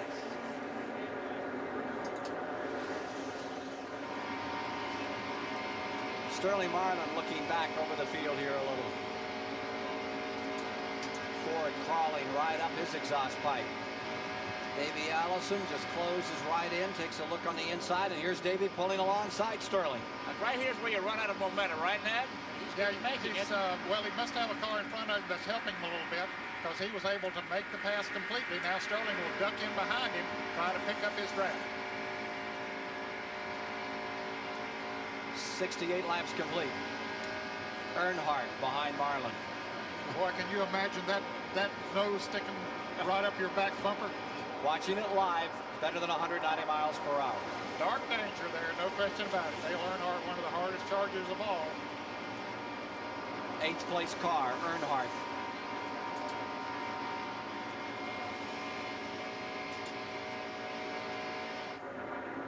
They look so steady until you see them from that angle, and then they look like a handful.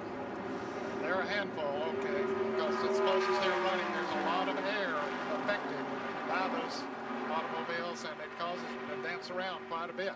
One of the things that's helped the drivers today is the fact that the cloud cover developed and the sun isn't beating down on them as it was just before the start. It's probably a lot cooler in the cars than they had anticipated. That certainly works to the driver's favor. Pontiac, Chevrolet, Ford, Pontiac cross the line in the top 5 at the end of 69 laps. Thought this might be a Ford day. But this man right here, Morgan Shepherd, and the gentleman right behind him, Ken Schrader, last year's winner, changing that story. It's a little deja vu here. Darrell Waltrip again is by himself between the packs, running very well. 7.31 seconds behind the leader. Morgan Shepherd's wife. Shepherd watching as her husband, and probably saying a little prayer there for Morgan to stay out front. They're from Conover, North Carolina. Live in a modest home, not just outside of Conover, North Carolina. Morgan has a nice race shop in his backyard. Diehard 500. Morgan Shepherd, one of the toughest, stays out in front. With Chris Economaki and Ned Jarrett, I'm Ken Squire, and after 69 laps, Morgan Shepherd was leading, Schrader was in second, Terry Labonte in third, Mark Martin fourth, and Kyle Petty was in fifth. Taking a look at the second 10 at 69 laps, Davey Allison was there, and these 10 were all running together. Note that Hut Strickland, the rookie, was up there in that pack and still is. 10 cars in the lead group. We are now working the 74th lap, and there you see Morgan Shepherd back in front another time. Waltrip further back, with Rick Wilson right behind him and Bill Elliott further back on this field. They try to work their way out through. Whatever happened to that pit stop, Elliott's car's performance has improved. He was unable to keep pace with Waltrip before. Now he's running over him. Yeah, I think it has a great deal to do with the person that he's running with. He's able to draft whatever speed the car that he's running with is running. Waltrip running in the 16th position as they go down into turn one. Morgan Shepherd, who has won twice on this series, stays up in front. And here you see Earnhardt being challenged by Sterling Marlin in the number 94 and Bobby Hillen, the young gentleman who won this race in an incredible upset in 1986, coming back into it for the Stavola brothers. And he's one of the drivers that wrecked here on Friday and had to go to a backup car, had to start at the rear of the field, but has done a great job in keeping that car in contention and now finding himself up in the top 10. Earnhardt in 7th position, Sterling Marlin in 8th, and running 9th is Bobby Hillen, Hut Strickland in 10th. Let's go down to Dave Despain. 5 pit stops in the first 55 laps of this race certainly was not the Bill Elliott strategy. Yes, the car is running better, but it's still not as good as it needs to be. And Dan Elliott, what's the problem? We think we've got toe-in out on the car, and until we get a caution flag where we can come in and check toe-in, get an adjustment on it, everything's showing toe-in, the tires are wearing. And the way Bill's describing how the car is running, that's something that we need to get in and do. And the longer the race goes on, the harder that's going to be to do, because we want to try to get up to the front of the pack. And if we have a long caution and stay in the pits, we'll put us in the back of the pack. Basically, the front end of the car is out of line, and the problem is it takes 2 stops to fix that, right? Yeah, I'm afraid it's going to take at least 2. So they're playing a waiting game here, hoping that they can get to the front, but knowing that if they get to the front, then they can't take the 2 stops, because that would drop them all the way back in the pack and too late in the race to make it back up again. So it's a strategic problem for the Elliots. Let's go to Mike Joy. Well, we're watching A.J. Foyt go past as he's trying to move up and get with that lead pack. Tex Powell is his crew chief. A.J.'s humming along pretty good today. Well, we're a little short on power, and we got a little problem with the cool suit, but he's just trying to hang on with some good cars as best he can. Well, now, wait a minute. What's the little problem with the cool suit? I understand that thing either works or it doesn't. Well, I'm not real sure. He indicated it wasn't working, but I can't believe that it's completely stopped, or else he couldn't stand it because it's so hot out there. Well, maybe he could. He's one guy here that, you know, eats nails and spits gasoline, so he could hold on with it. But when that thing goes, it's like when the power steering goes in your car. It makes things twice as tough as if you didn't have it to begin with. Now, speaking of cool, how about your guys? You're all in fire suits, the fellas that go over pit wall, and they're in the sponsor's color, black. Right. It's a little bit tough today, but we'll just try to be about half as tough as AJ, and we'll make it. Okay, Tex Powell. Thank you. A.J. Foyt now in 15th. You know, earlier I checked down through the garage here about the cool suits. There were 24 cool suits out there, but it's interesting that the top drivers, few of the top drivers are wearing cool suits. For example, Bill Elliott, Dale Earnhardt, Darrell Waltrip, Ricky Rudd, Alan Kowicki, Ken Schrader, Mark Martin, and Jimmy Spencer were not wearing cool suits today. Here's Richard Petty. His son Kyle, incidentally, has fallen back just a little of recent. He was running up that top 5, now back to 10th. And Richard, we had him in, what, 26 a moment ago. You know, Richard's listening to his fellow competitors. About a month or so ago, Dale Earnhardt criticized Richard Petty for his lack of stamina. He's falling out of races for physical reasons, and he made the comment that you can't live on chewing tobacco. And the other day, Richard Petty said that he was changing his diet in line with what Dale Earnhardt said. He said he's in good health, but he's in bad shape. So he's trying to get his stamina back. Lead change up in front. And here's Terry Labonte putting the junior Johnson Ford into the lead. The Pontiac falling to 2nd, the Chevrolet to 3rd. Richard Petty has been wondered why he hangs in there. It's been July 4th, 1984, over 5 years since he won his last race. He was asked about retirement.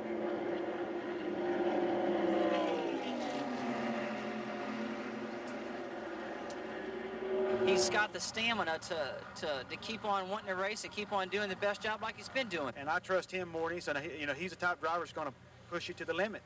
He's not going to give you an inch. If you get an inch from him, you're going to take it from him, and vice versa. You know, he's going to do the same thing to you. He's as hungry today as he's ever been, as far as I know.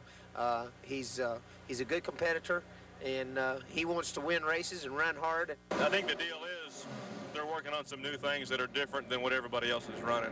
And, of course, I think if they get them worked out like they hope, they'll be a step ahead. If he had the opportunity to drive the front-running cars, he'd be up there with them. There's no question in my mind. I think Richard, with the right equipment, could be right back up front winning races. When you talk to him about race cars and when you look in his eyes, and when you look in Richard Pay's eyes, he's 52 years old, but he looks like a 16-year-old that just got his license handed to him every time he gets in a race car. So, you know, it's one of those deals where he still enjoys it, and if he wants to drive till he's 60 or 100 years old, then that's fine. Drivers with 3 or more championships. That tells the story. Richard Petty with 7. And the King is doing pretty good this afternoon, staying right in that lead lap. But meanwhile, leaders are coming into traffic. Proved to be a problem here. Here's Morgan Shepherd trying to sort things out a bit. He has regained the lead from Terry Labonte. As they go through that pack of traffic, Dale Jarrett about to go a lap down in car number 29. That's one of those cars that was in that big wreck back on Friday in that final afternoon practice. Happened right out of turn number 4.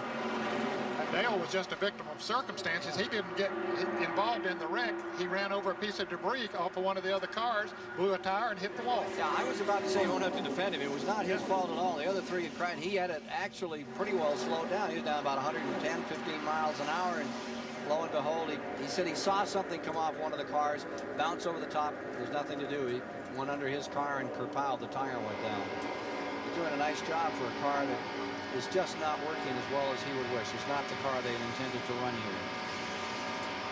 We're looking out the window of Sterling Marlin as it looks like Ken Schrader in car number 25 pulls away, but now Morgan or Sterling moves in as they go into the turn. And that is Sterling in 4th, Schrader in 3rd. Up in 2nd is Terry Labonte and Morgan Shepherd up in front.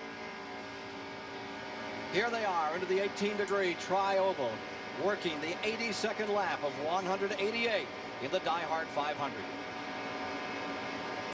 84 of 188 laps now complete. CBS Live flag-to-flag coverage of the Diehard 500, and Morgan Shepherd remains the dominant factor. Pontiac out in front, taking a look back in that second 10. Darrell Waltrip clambering up through another time. He's come out of the back, and let's take a look at the interval so you get an idea of how those front 10 set. Front 3 coming to the finish line here. And that would be Morgan Shepherd, Terry Labonte, and Schrader. Then a second group of 3 led by Mark Martin. And after that group, down to the inside comes Waltrip, and he's just clipping off cars now. What a run he's making. Just moved up into 7th place, and he's really on his way. Yeah, he really is, Chris. About 7 laps ago, he was about 7 7/10 seconds behind the leader. Now he's only about 4.5 seconds behind the leader. So he has come through a lot of traffic and is gaining on the front runner. So he has that Chevrolet on the move. We're going to see a fine race here before it's all over for up front. We've got the Pontiac leading. The Fords are really running hard, and Darrell Waltrip carrying the colors for Chevrolet. And he told our viewers right at the outset, got a strong horse here today. I'm going to win this one from another. Front 3, back to the stripe. Pontiac, Ford, and Chevrolet. Can't get it much closer than that. Here's Dave Despain. And I'm looking at the feet of a stock car racing legend. That right foot stomped the throttle to more than 50 Superspeedway races. Let's move up here to the other end of this racing legend and find out why David Pearson's shoes don't match. David, what happened to your feet here? Well, Larry said his right foot was burning up. You know, the exhaust on these cars is right against the floorboard. So I just insulated mine right quick, and we switched shoes under that caution. That's one of the reasons it took so long on this caution for him to switch shoes. He couldn't get the shoe on. But his was too little for me. My toes all cramped up, and I can't hardly move it. I tell you, this week has been the worst week, I guess, I've ever had in racing. Well, we hope it keeps getting better for you. Larry wrecked a car in practice, had to start at the back. Now with a burnt foot, he's had to change shoes on his last pit stop. They've always said that David Pearson had big shoes to fill. Larry has filled one of them here today. Let's go down pit road to Mike Joy. Dave, the wind that is making these umbrellas and flags stretch out straight here, this cool breeze would ordinarily be welcome. Not so today. 45 minutes to the west in Birmingham, there are thunder showers, and that's usually what's behind this kind of front. It means two things. We may be racing the rain here to an early finish of this race. 94 laps or halfway would complete it officially if we couldn't get restarted. More importantly, these engines are designed, their carburetors are jetted to run at a certain temperature and air density as the barometer drops. What will happen to the air-fuel mixture in these engines, and will these engines start going off like popcorn? I was getting back to David Pearson. I just wonder if it was a throttle shoe that Larry Pearson is wearing, that David was a very heavy throttle man when so many races. It could make a difference. Well, I'll tell you, that's the first time I've ever heard of anyone changing shoes during a race, but, you know, that's a good move by him. Larry's running about the 25th position right now, still in the lead lap. Davey Allison, pictures from his car in 7th, and Sterling Marlin directly in front in 6th. Working toward the halfway point of this Diehard 500. Davey's won 2 of these races, run with restrictor plates, and these two have been together most of this particular dance. They, from the outset, have been running. Of course, we're looking at the rear view of Sterling Marlin at Davey Allison. We'll be back with more in a moment. This Diehard 500 race summary is sponsored by Quaker State Motor Oil, where the big Q stands for quality. After 212 miles, there had been 12 leaders, 28 lead changes, and we had been slowed to 148 miles an hour by 3 caution periods, and 10 cars had retired from the event. Included in that group, Jeff Bodine, Derek Koch, Phil Parsons, Rusty Wallace, Jimmy Means, Mike Waltrip, Stan Barrett, his first time back in a few years.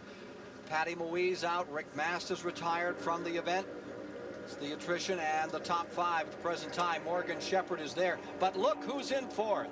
Darrell Waltrip is on a tremendous run. Well, I'll tell you, he has really come up through the field, and, you know, they talk about not being able to pass with the restrictor plate. He started at the rear of this pack when the green flag fell, because he had made a second pit stop, started at the rear of the pack, and has passed every car on the field, excepting those 3 in front of. Won't be long, he'll be passing them. That's done in 32 laps. He came out of the pits on lap 60. 2 laps to halfway. Shepherd first. Pontiac, Lamati, 4th, 2nd. There goes Darrell to the top. Here comes that number 17 Chevrolet way on the high side. Schrader out to greet him. Yeah, Schrader pulled up there and said maybe he can push me on in front of these guys, or maybe Schrader's car just wouldn't stay down in the turn, but you can look for Darrell Waltrip to try to go low going into turn 3. His car's been working well on the low side of the racetrack, but it looks like Schrader's going to go low this time, hoping Darrell would follow him. So Darrell just take the high road then. Maybe he should have followed Schrader. Coming to halfway in the event, Morgan Shepherd has been dominating with that Pontiac Raymock Racing stable car. Here they are coming to the tri-oval. Waltrip, now that he's gathered up the front 3. Harold Kinder, cross flags. Halfway for Morgan Shepherd. Well, Darrell Waltrip ran these 3 down just practically by himself. He went through other bunches of cars and was able to pull away. They were not able to draft with him, but now let's see, can he pass this group once he caught them? Earlier, we asked Darrell Waltrip to handicap his chances of winning the Winston Cup Point Championship. Well, the way I see things right now is I see the battle tightening for a few races here because of where we're going. Talladega, the Ford runs well. We go the road course, and it's a toss-up between Bill, Rusty, maybe me in there, I hope. And then we go back to Michigan. Got to favor Bill a little bit there. But then we start back on the grind, on the tough part, on the part that makes you a champion. We go to Bristol, and to Wilkesboro, to Martinsville, and to Dover's. Those are the racetracks where the championship's going to be won and lost. So if we can stay in the battle, tighten up just a little bit more, and then hit those short tracks and run like we did earlier this year, then I favor Darrell Waltrip. But if we don't do good in these next few races, I favor whoever does. he's running up there now. He's gone to second and trying to challenge for the lead. This is unlike Waltrip's style. He usually saves his best for a bit later on in the race in the last season and a half. But he's moving fast now as he challenges Morgan Shepherd for the lead. Here's Dave Despain. And we're going to play a little numerology game here. Remember when Darrell Waltrip won the Daytona 500, car 17, on the 17th of February, in his 17th try at the Daytona 500? So much was made of that. But when we all got our credentials here for this race, they number them to keep them straight so you can't use this week's credential next week. And look here, this is race number 17 on an orange pass. Looks a lot like Darrell Waltrip's day here at Talladega. Here he is in second place, closing ground. Picking up time on Morgan Shepherd.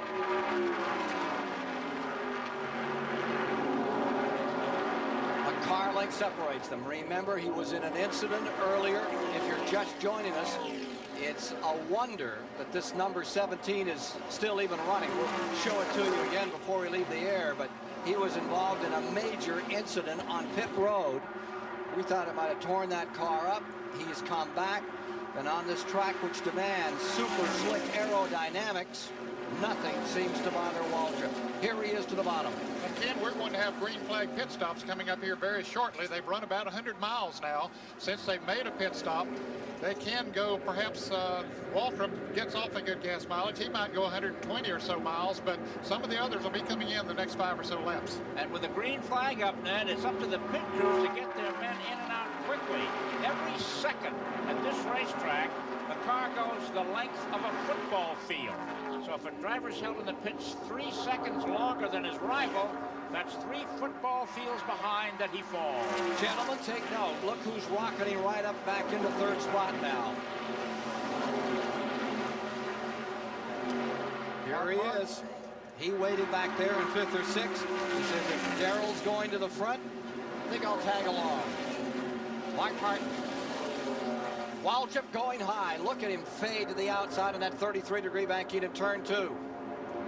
Get ahead of steam up going down the back straightaway for try in turn 3. Shepherd's best finish, 5th here, back in 1988. Trying to improve on that, but here comes Waltrip trying to take him down a peg. Great race. Mark Martin in the number 6. That is the Roush Ford. What a challenge for Jack Roush. And now he's inching along on the outside. Pontiac in first, Chevrolet in second, Ford in third, Ford going to second on the outside. Good move by Mark Martin. He really set him up that time and made a great pass. Mr. Martin is learning the Superspeedways. His experience in the early days was on the short track, but he's an apt student when it comes to the big track. 1979 and 82 champion of this event, one of only 2 men to have won the Diehard 500 on 2 occasions. Darrell Waltrip now rests his case in 3rd spot. Terry Labonte running side by side with Schrader. That won't help either of their causes. I think their tires are beginning to get a little warm. They've run, as we said, over 100 miles now. They're beginning to slip a little bit more in the turns. And their speed has gone down a little bit, their lap speed. As a result, you can see how high they're going in the turns there right now, excepting Morgan Shepherd. He's able to keep that car right on the bottom of the racetrack. Everybody got gas and tires on lap 59 except Waltrip, who made his stop on the 60th lap. Now lap 99, working on lap 100 at the moment. Here to the inside comes Mark Martin taking a shot at first. Here's Mike Joy. Ricky Rudd will be the first of the cars in that lead draft to pit. He comes in for 2 tires only on the right side. Target time 12.5 seconds. Right front is done, waiting to get every drop of gas in the car. Finally, it spits out and he's away. Well back in the field, running in the 21st position. Here's the story. Up into that front running position goes car number 6. It is Mark Martin. Mark Martin pushing that Ford back out in front. He's having an incredible year, but he still has his first win coming in Winston Cup racing. A year ago, he had 3 top 5 position finishes in 29 races. This year, in 16 starts going in today, he's had 6 top 5 finishes, 9 top 10. He's up there 5th currently in points. Was in 4th until Elliott beat him out of Pocono, Pennsylvania a week ago. See a group of cars that the leaders are coming up on. there now. You can see that here comes the leaders. Mark Martin in the lead. Darrell Waltrip second, a 5-car draft. Ford, Chevrolet, Pontiac, 1, 2, 3. Waltrip going for the lead on the inside. Darrell Waltrip buries his foot in it down in turn number 3. And the Chevy goes out in front for the Hendrick Racing Stables. Roush Racing on the outside. And the Rahili team with their Pontiac number 75 stays third. He's the 13th driver to lead this race. Kyle Petty has made a pit stop. Darrell Waltrip had led before. In fact, this is the 5th time that he has led this race. He did so early on before he had his pit problem. Behind them, Terry Labonte lies 5th. Davey Allison is 6th. Joe Ruttman is up to 7th. Dale Earnhardt is in 8th. Sterling Marlin is in 9th. And Alan Kowicki lies 10th. Here they are sorting themselves around Dale Jarrett at the present time. Mark Stahl also, that white and red car. Watch Waltrip back in front. Here's what happened to Waltrip on pit road. As he was trying to come out first, he and Davey Allison side by side.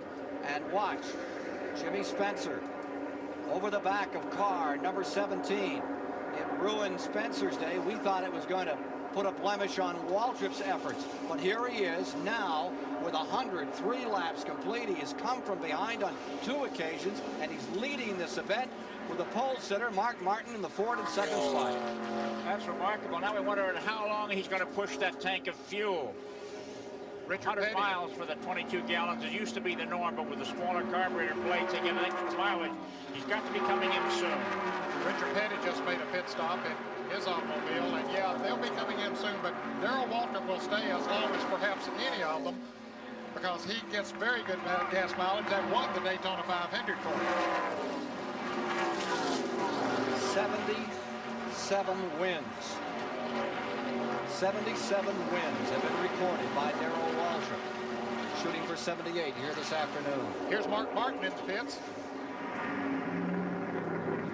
Dave Despain. Martin on pit road. If he wins this race, he wins a $114,000 bonus for winning from the pole.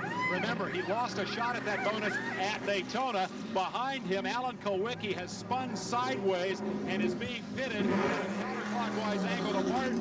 Martin is away clean, but behind him at 15.6 seconds, Alan Kowicki is still sitting there facing the wrong way. He did not hit Martin. Martin's stop was clean. Martin's guys now go over to try to help clear away their tires and get Kowicki back underway. It was a very near miss for Martin. Remember, this team, Martin's team, lost that shot at that bonus at Daytona because they miscalculated fuel. This time they made a clean 15-second stop, but they were distracted to the tune of a couple of seconds by Alan Kowicki sliding in behind them. It was a near miss, but they've escaped it clean. Maybe their luck has finally turned. And that cost Alan Kowicki a lot of extra time. Let's go back to the pits and Mike Joy. Morgan Shepherd is in, Davey Allison right with him. Both teams going for right side tires. Shepherd, who's led a good part of this race, and both teams have performed well in the restrictor plate events. Smoke from the left front of Davey Allison's brake. And they finished the service. Shepherd's away first. Let's go back to Dave. Schrader and Terry Labonte, both in right behind, have also made their pit stops clean and are back underway. Labonte, of course, running right in that top 5 through most of this last round of green flag racing. Waltrip stays on the track, stays in front. Meanwhile, we have a fire in the infield. The motorhome is caught on fire, and they've moved some of the safety crews over there. It's down toward turn number 1, where they're working right now. As if it were not hot enough here already today. Boy, those fans in the infield and in that motorhome in particular are really getting hot. You can see turn 2 in the background over there. Darrell Waltrip just went by, so no effect on the racetrack. Let's go to Dave Despain, who's in Bill Elliott's pits. Well, this was not the pit stop Bill Elliott needed. He needs an alignment job on the front end of that car. Instead, he's getting the exact opposite of what he wanted. A green flag stop for right side tires and fuel. A good clean stop as A.J. Foyt dives in behind him. But Elliott still has the toe-in problem on the number 9 Ford that has made it impossible for him to keep pace and follow Darrell Waltrip up through the traffic after they both had early mishaps. Well, here's a little different strategy, fellas. A.J. Foyt taking on left side tires as Darrell Waltrip comes in the pits, and Mike Joy is there. So A.J. has the left side of the car up as Darrell Waltrip comes past to make his stop. It'll be 2 tires for A.J. and maybe a look at that cool suit problem. Waltrip has really marched his way back up through the field to come up with the leaders after that early unscheduled stop. Right side's on. Eddie Dickerson doing the right front after Tony Casanova carried those tires over. When Jeff Hammond drops that jack, away he'll go. He's down and he's off. 12.6 seconds for 2 tires and gas. Very good pit stop, boy. That'll keep you up in the front. Well, after the shuffle, we'll see how what the scoreboard says. Sterling Marlin should come up on top. Now, fellas, as we see Darrell Waltrip going out of the pits, A.J. Foyt is stalled. They changed the left side tires, and they're trying to get him fired again. Now the engine does fire, but boy, that's cost him a lot of extra time. I was about to say, as Darrell Waltrip was going out of the pits, as we now watch A.J. Foyt go out of the pits, they use a transmission a little different here, the gearing in the transmission with a very high 3rd gear. In fact, when they leave the pits, they probably don't get in 4th gear until they approach turn 3. That's a long time before you hit high gear. Yeah, it really is, but it takes that long to get the engines revved up.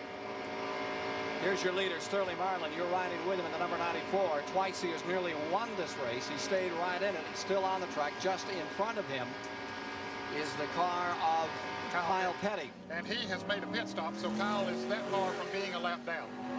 And his crew, Sterling Marlin, ready for him to come in the pits. He'll be coming in here very shortly, maybe this time around. We're following him in. The Australian driver, Dick Johnson, coming back on the track. It looks like he may have a gear problem as he comes out. Sterling Marlin, the leader. Bobby Hillen in 2nd, and Rick Wilson in 3rd. Well, Sterling Marlin stayed out that time, Ken. Good gas mileage he's getting there. Now, maybe there was a problem there. Rick Wilson coming into the pits right by the pits of Sterling Marlin, so maybe they decided to leave him out there knowing that Wilson was coming in so that he wouldn't be in the way. Wilson got 49 laps on his tank, and Marlin hasn't come in yet. He'll be going for 50 laps on a tank. And Waltrip got 46 on his, 122 miles. And could probably have gotten more, he just didn't want to take a chance. Green flag pit stop, sorting them out here in our live coverage of the Talladega Diehard 500, the Talladega Speedway this afternoon here on CBS. Let's take a look at his fuel gauge here. How many pounds left there? Well, he's still got plenty of fuel pressure there, Ken, but it's beginning to waver a little bit. You see that fuel gauge is bouncing up and down a little bit, so that looks like that it might be advantageous to come in. Consultation flag on 94. Well, it might be that he's lost radio contact, and the crew has told NASCAR to get him into the pits. He couldn't hear them. Well, his number's up on the board. He's working on his headset. Something's amiss there. Yeah, he's working on his radio. He knows that he should be coming into the pits here before long, and of course he will hopefully heed that black flag. His radio is out, and that's why you saw his number up on the board. Each of those teams have radio contact with their driver. They walk out on pit road, talk to one of the NASCAR inspectors. They notified the tower. The tower put it up down here at the flag stand. And here comes Sterling Marlin onto pit road. Let's go to the pits. Marlin inheriting the lead and now coming in for the pit stop with no radio. They have notified him to come in for fuel. He stretched it for everything it was worth. We've seen right side changes and left side during this round. He will go to the right. The time to beat in this round of green flag stops, Waltrip's 12.6 second stop. And as the Marlin crew do their work on the right-hand side, they're packing in all the fuel, and he is away. 16.2 seconds, nowhere near the stop that Darrell Waltrip had. Let's go to Mike Joy. Jeff Hammond, Darrell Waltrip's crew chief, on the horn with his driver. You know what we're having a hard time figuring out, and I think the viewers too. We've heard so hard it is to pass with restrictor plate racing. You can't work your way to the front, but Darrell did just that and got right up with the lead pack before he pitted. How? Well, right now, Mike, you know, the car is just working so well, and he's just driving a super race. I really don't have a good explanation. The boys back in the motor room have just been thrashing their guts out since Daytona. And, you know, it's just one of those deals where we got everything working pretty good today. So I just hope it stays together. Well, and I see you guys were inspired. You had the best pit stop of that round, 12.6 seconds. Well, we really try hard, you know, to give Darrell every advantage we can, and pit stops is where we get a chance to, you know, do that. So, you know, I'm proud of the guys that did a good job on pit road. Jeff Hammond, who led this crew to a Daytona 500 win, with Waltrip stretching it out on gas. They'll have to make at least one more pit stop. Some of these teams, maybe two.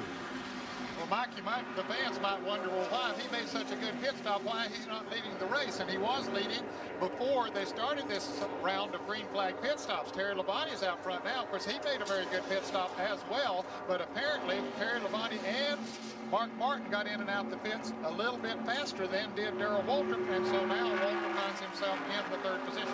And we have two Fords running first and second, Chevrolet in third. 111 of 188 laps complete.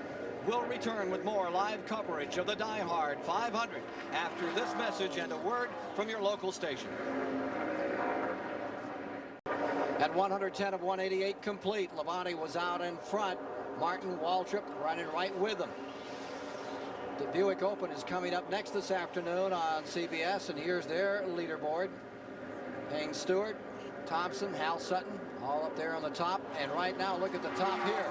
Here is Waltrip down to the bottom of the racetrack, and we have foreboding skies over turn one. We've had reports of a smattering of rain down here. So for these drivers, since we're past that halfway point, these drivers are probably being told on their radio to stand on it. Now is the hour. It may not go the full distance. And so Waltrip goes around. Martin pulls up by Schrader. He goes into first. You can see the darkness over turn number one. Schrader, the defending champion, making a run on Waltrip. Then you see the number 11 car, Terry Labonte, the Ford, leading just a few moments ago. He and Mark Martin round out the top four. Back to the stripe. It's interesting. The Fords have been dominant here. We have Chevrolets first and second, Fords third and fourth. Next time at the stripe, they will have completed 118 of 188 laps. Those two Chevrolets trying to hook up now to pull away from those two Fords. We have the same idea. Yeah, working together a little here.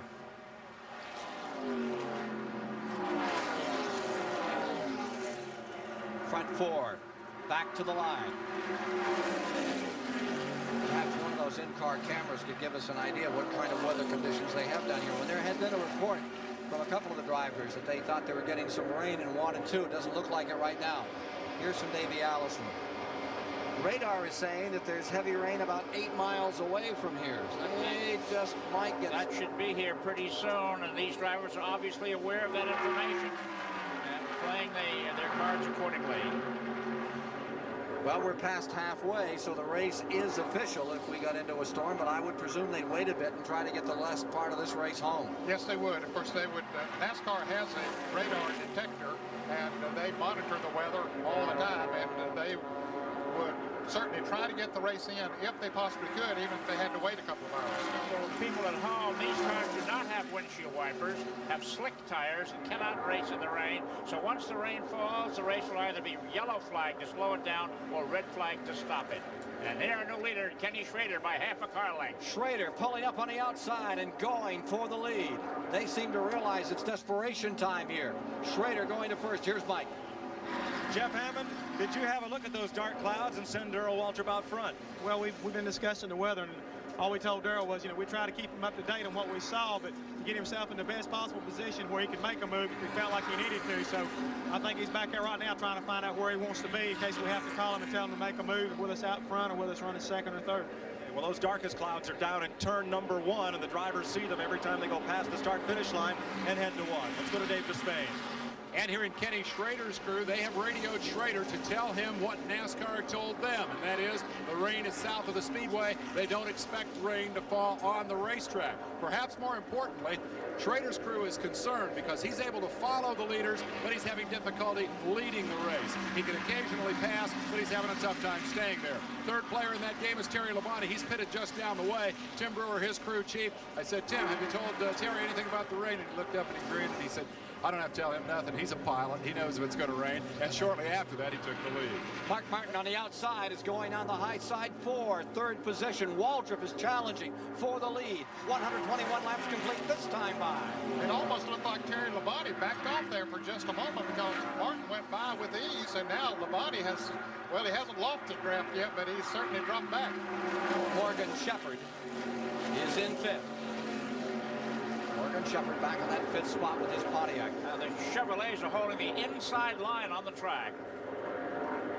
You see Bill Elliott running right behind him. He's in 6th. Davey Allison in 7th. Leaders. Schrader first, trying to become the 2nd man to win this race back-to-back. Dale Earnhardt did it.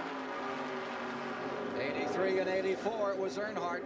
Now here comes Waltrip to the inside as he continues his relentless pursuit of becoming the 1st man to win it 3 times.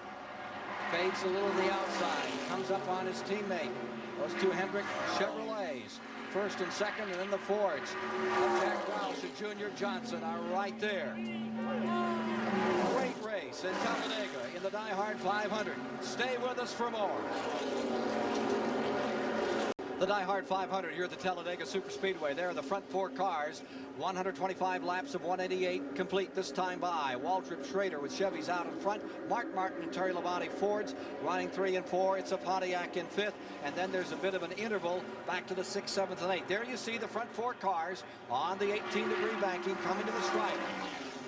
And then looking further back, you'll see there's the 5th place car, Morgan Shepherd, Bill Elliott in 6th, Davey Allison now 7th, Neil Bonnet is in 8th, Sterling Marlin is in 9th, Harry Gant is in 10th, and it is Joe Ruttman in 11th, Dale Earnhardt is in 12th, Bobby Hill in 13th.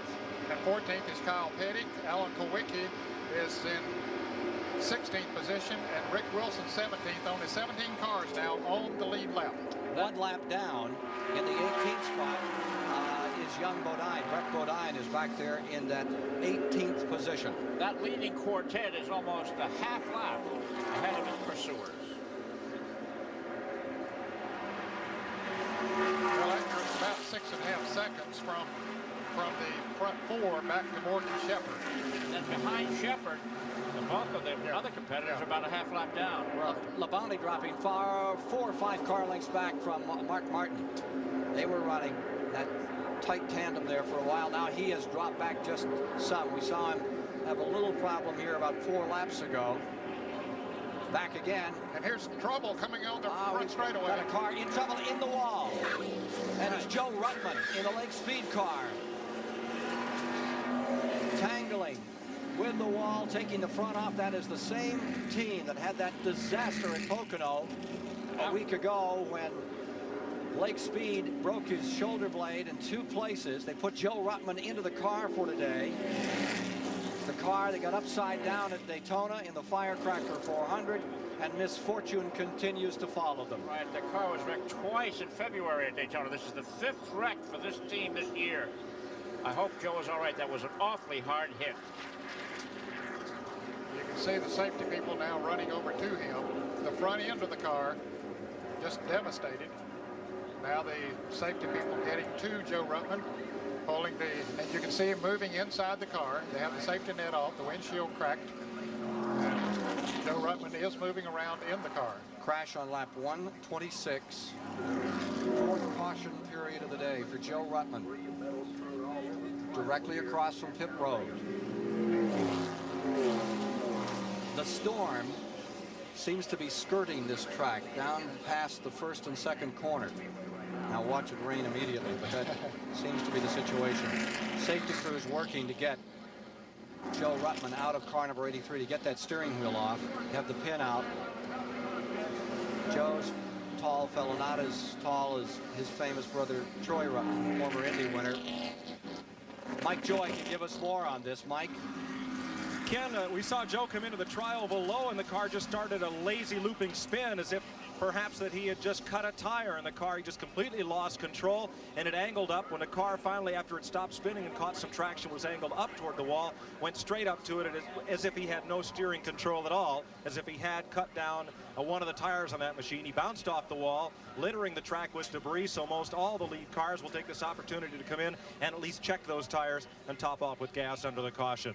And Mike, you might wonder if they'll wait late in the caution to do that because of the threat of rain. Maybe they'll come in the first time when the pit road is open, but it'll be interesting to see.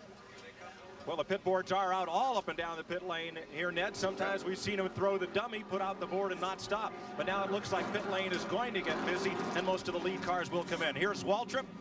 Stops right on the markers. He'll get at least right side tires. If he were getting lefts, there'd already be a man over there to open those, take off those left side lug nuts. Same with Morgan Shepherd and Davey Allison. All right side tires at this end of the pit lane. Here's Dave. Down at Ken Schrader's pit, they have changed the right side tires. They are now going to the left, and the man that he will be racing when he comes out is pitted just up ahead of him, and Mark Martin will beat Kenny Schrader out of the pit. Schrader balks just a moment and nearly clipped the gas man off the 7 car of Kowicki. Let's go back to Mike Joy. Well, Waldrop and Morgan Shepherd changed strategy a little bit. They decided to go to the left side and take on 4 tires. There is trouble on the Davey Allison car. They cannot get the right rear tire changed. They're working underneath with the urine. Report more in a minute. Back to Dave. Alan Kowicki's last pit stop was a disaster. This one only slightly less serious. The car died as he was exiting the pits. Stop itself was decent, but the engine died, and they lost a couple of seconds getting out. Davey Allison sitting in car number 28. Won at Talladega earlier this year, the Winston 500. Won at Daytona in the 400. Well, let's see if we can discern what happened here to Joe Ruttman. Of course, he's already sideways and had already hit the wall and comes down off the wall to the inside of the track. You can see Harry Gant, the green car that went by just clipping the grass, and then Ruttman goes back up into the wall, hits it hard, almost gets over on the side, comes back down on 4 wheels, and slides down to the inside of the racetrack where it came to a stop. When this track was built, Bill French said that the banking at the start-finish line and turns would make it a self-cleaning track, and we saw that in practice just there. Last week, this is what we saw at Pocono, Pennsylvania for the same team. Heartbreaking period for Lake Speed and Company. Take a look at what happened to car number 83 with Greg Sachs just a week back. Well, he got bumped going into the turn. That's Greg Sachs in car number 48. They get together and slam hard into the boilerplate retaining wall, and Greg Sachs goes over and over and over. I think they counted the rolls 7 times before it finally came to a rest on its top. Little fire under the hood. It went out very quickly. Well, maybe not too quickly, but it did go out. Remarkable part is Greg Sachs unscathed. He is here without a car. Lake Speed broke his shoulder blade in 2 places. I saw his little daughter, 4 years old, the other day, and I said, "How are you?" And she said, "Fine." I said, "How's your father?" He said, he has a very bad boo-boo on his shoulder. Yeah. Well, Lake will be out for perhaps 3 months. Yeah, maybe 2 to 3 months. Mike. And they're going to change on Davey Allison's car now, the left side tires. There was not so much a problem on the car, but Tony Price and Robert Yates wanted to change the adjustment of the pannered rod that runs across the rear end. They've raised it to the next tire mounting point. That way the car won't be so tight coming off the corner and will help Davey get a little better bite and better handling. Now they're going to change that same adjustment of the rod on the left side. It does take a little time, but they should be able to get him back out without losing a lap and top off the tank. Davey Allison away and back into this thing. 129 laps are complete. On the restart, Waltrip will be on the point. This pit stop, this yellow flag did not come at the right time to save the last pit stop. Nobody will have enough gas to make it to the checkered flag, so everybody will have to come in for a splash before this race is over. Jeff Hammond really did the job for Darrell, didn't he, fellas? Yes, he did. They went in first, came out first. Ken Schrader went in second and came out fourth. Mark Martin picked up a position, came in third and out second. Terry Labonte lost 3 positions, coming in fourth and coming out 7th. Morgan Shepherd lost a position, and Bill Elliott picked up 3 positions. He came in running 6th and came out 3rd, so his crew did a great job. Ready to resume. They'll get green as they come to lap 130. Point standings, Wallace is already out. He's going to go down some. Waldrop could be the big gainer. He came into this race in 3rd place in the Winston Cup standings. Elliott has come from, what, 33rd after Daytona, all the way to 4th. Elliott still very much a factor in this race, and so is Mark Martin. Martin is currently 5th in the standings. Everybody's talking about Elliott's comeback. He said, "Hey, this isn't a comeback. I've been here all season, except for one Friday afternoon in Daytona Beach." He's had a tough February, but he's got this pit stop there, moved him right up into contention. It's like Pocono last week. He wasn't heard of all weekend long until the final lap of the race. look at Waldrop in the 17. He's done a breakaway. He cut in front of that lap car and got a very good start. Those Chevys seem to light up quicker, Ned, on those restarts, and the Fords just coming to speed. That long gear in the back straightaway you were talking about. They have very good acceleration from the start, no question about that. And of course, the transmission that they have could be, all of them has the same option as far as transmissions are concerned, but some of them do use different gearing there, and that can have a great deal to do with your restarts. Nobody catches him asleep on a restart. 58 laps to go. Back to the line, and now Waldrop is overhauled. Yeah, the freight train catches him. Yeah, it didn't take long once they got hooked up together to run him down. And blazing by him comes Mark Martin. Martin, the Batesville, Arkansas traveler, goes up the outside and goes into the lead and blows on by with Elliott with him.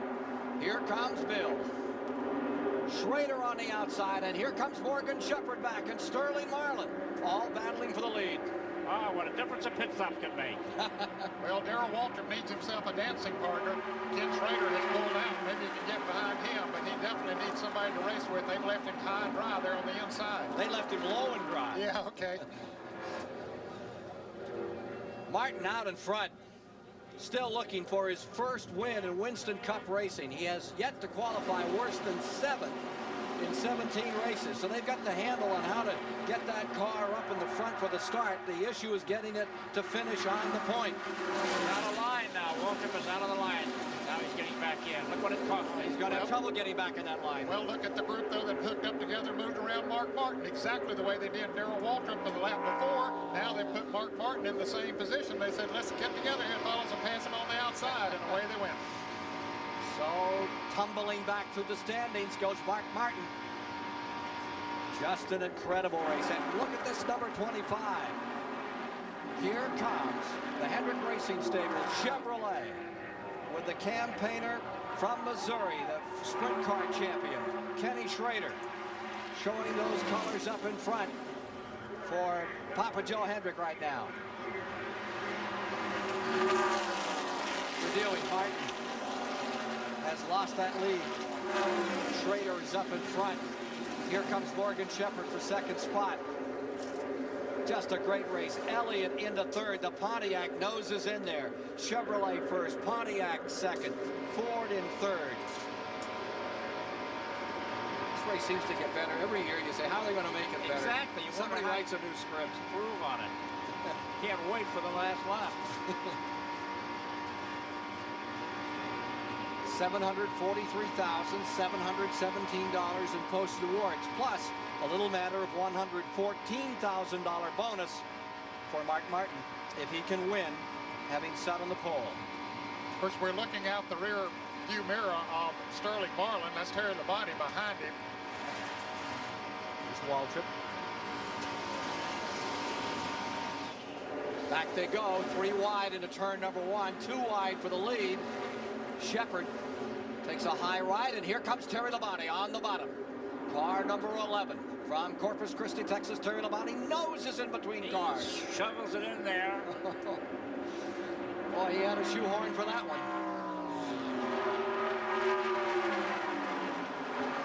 For turn 3, Shepherd back in front. Shepherd determined to win on one of these super speedways. Pontiac, Ford, Chevrolet in the top 3 positions. It's a great battle of the brand.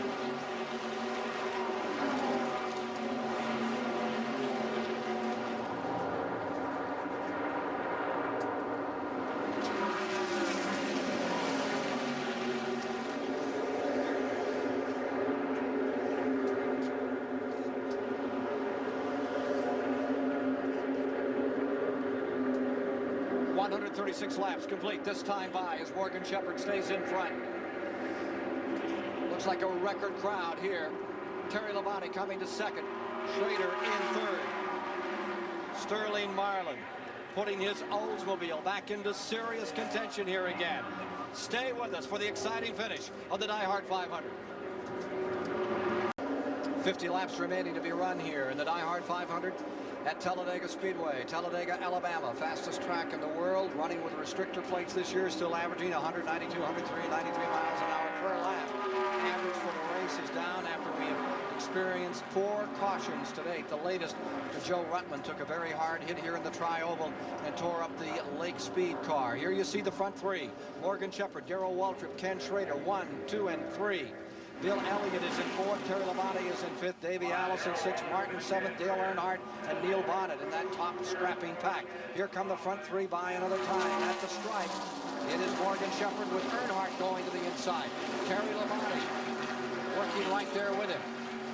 And Darrell Waltrip going for the lead down on the inside of Morgan Shepherd. Those 3 cars have pulled away just a little bit from the 4th place car of Terry Labonte, but Waltrip decided he could pull them faster maybe than Morgan Shepherd was, so he said, let me up front, see what I can do. There you see a bunch of Fords racing together. Davey Allison trying to move on the inside of Bill Elliott. Mark Martin right in the thick of that battle. And there's Terry Labonte sitting in 4th place, sort of by himself as those Fords race behind him. Dale Earnhardt right behind those 3 Fords. If you're just joining us, the fact that Bill Elliott is out here is as amazing as the story of Darrell Waltrip. Take a look at what happened earlier in this race to car number 9, turn 4. Well, the air was just taken out from under the back end of the car as he battled for position coming off of turn 2, and he spun down to the inside on the grass. Finally hits the embankment down on the inside. Not too hard, didn't do too much damage to the car. They say that the front end alignment is out slightly, but doesn't look like it's hurting him too much. They had that caution period with the Rutland incident, had the chance to work on that car, and apparently it's on the mend. Here's Dave Despain. They, in fact, elected not to try to change the toe-in on the car during that yellow flag because, number one, and most obviously, the car had found itself back up at the front of the pack. Their concern was that if they made 2 stops to get the car exactly right, they'd fall all the way back to the tail end of the field. They have not shown Darrell Waltrip's ability to jet to the front, but Elliott has steadily climbed the ladder and is running in that top pack of a half-dozen cars. So they're tickled to death with that. Perhaps most significantly, Bill says on the radio, the car's okay, but ain't nobody got nothing for Darrell Waltrip. That's a prediction, I think, here from the Coors camp. Let's go down to Mike Joy. Well, one fellow may have something for him. It's Davey Allison. Robert Yates is team owner and engine builder, and I know you figured out restrictor plate racing pretty good, as evidenced by your record on these tracks, but that chassis adjustment you just made has put Davey from the back after these pit stops. He's marched his way right to the front. Well, we thought it was going to be really hot today, and it's cooled off. We got this cloud, and as the rubber's been put on the racetrack, we set up too tight, so we made some adjustments a while ago. It says the car is still just a little bit tight, but it looks definitely a lot faster, so if it'll hold together, we might be there. Now it's clear he has the handling to get back up front. Does he have the engine now to pull him around those front cars? Well, we don't think we've got those guys covered on the engine too much. The guys have worked awful hard, but we won Daytona, and I think maybe we didn't work hard enough. These other guys went home mad, and they came back with more power. And we've been struggling this week. Our guys worked 11:30, 12 o'clock last night, try to come up with something new, and didn't. And so we just, we came out here and we just try to race real smart, and it's working out pretty good right now. And he's up with that lead pack after a late pit stop. Remember, gentlemen, he topped off for gas 2 laps later than anyone else made a pit stop on this last round. Davey Allison pulling himself up through traffic into 3rd spot in this Diehard 500. The Diehard 500 will continue on CBS following these messages.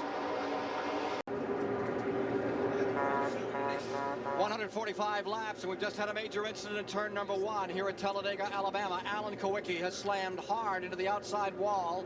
The 1986 winner, Bobby Hillin, has also crashed. Caution is out around the track for the 5th time. We just experienced our 40th lead change, and then we had this major crash in turns 1 and 2. Alan Kowicki and his car number 7, Ford Thunderbird. Sterling Marlin's car is apparently on fire. We're just out of the bottom. He's bent some of that car up. He's trying to drive it around and get it back. Yeah, he was involved in the accident as well. He's trying to get back to the pits. Apparently one or more of the tires were down, and we saw sparks coming from underneath the car. Well, that's unfortunate for Sterling and for Billy Hagan, who had such high expectations for today. Well, here's one of the tires off of one of the cars still coming around the racetrack. ambulance and crews are down there with Alan Kowicki's car in turn 1. Well, Sterling has come to a halt, taking the steering wheel off. He just couldn't get her back to the pits. Takes his gloves off, lays the steering wheel up on the dash. Longest walk in sports. Yep. Talking on the radio now. When you leave one behind. Tough break. He really was running good. That tire still, it's going to maybe make it back to the pits. Somebody might put that on another car here a little bit.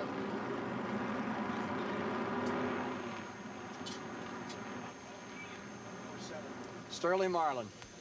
You don't know whether to leave that steering wheel on or take it off, does When Sterling Marlin first was going to come here to race at Talladega, his father, Cuckoo Marlin, was still racing and racing hard, and they didn't know how to tell his late mother, Eula Fay, that there were going to be 2 of them down there. And the story is that over the dinner table one night, Cuckoo, who never said very much, said, Eula Fay, pass the potatoes. Sterling's going to race Talladega. Okay, let's see if we can see what happens. There's Sterling Marlin following Dale Earnhardt into turn 1, and the wreck had happened in front of him. That was Alan Kowicki that we saw spinning in front of him, and Sterling apparently trying to maneuver around, got into one of the cars. I and think he hits the wall right here, yeah. Here's Mike. Morgan Shepherd gets a wipe of the windshield and a cold drink from his crew. He'll also get 4 tires from Bob Rahilly, Butch Mock, and the team. He had just put the nose of that Pontiac in the wind when the caution flag came out. Darrell Waltrip in right alongside, and Waltrip will get 4 tires as well, and see if they'll make a handling change on Darrell's car to get him back up in the front. No movement on the screw jacks and adjust the weight distribution, and they send Waltrip away.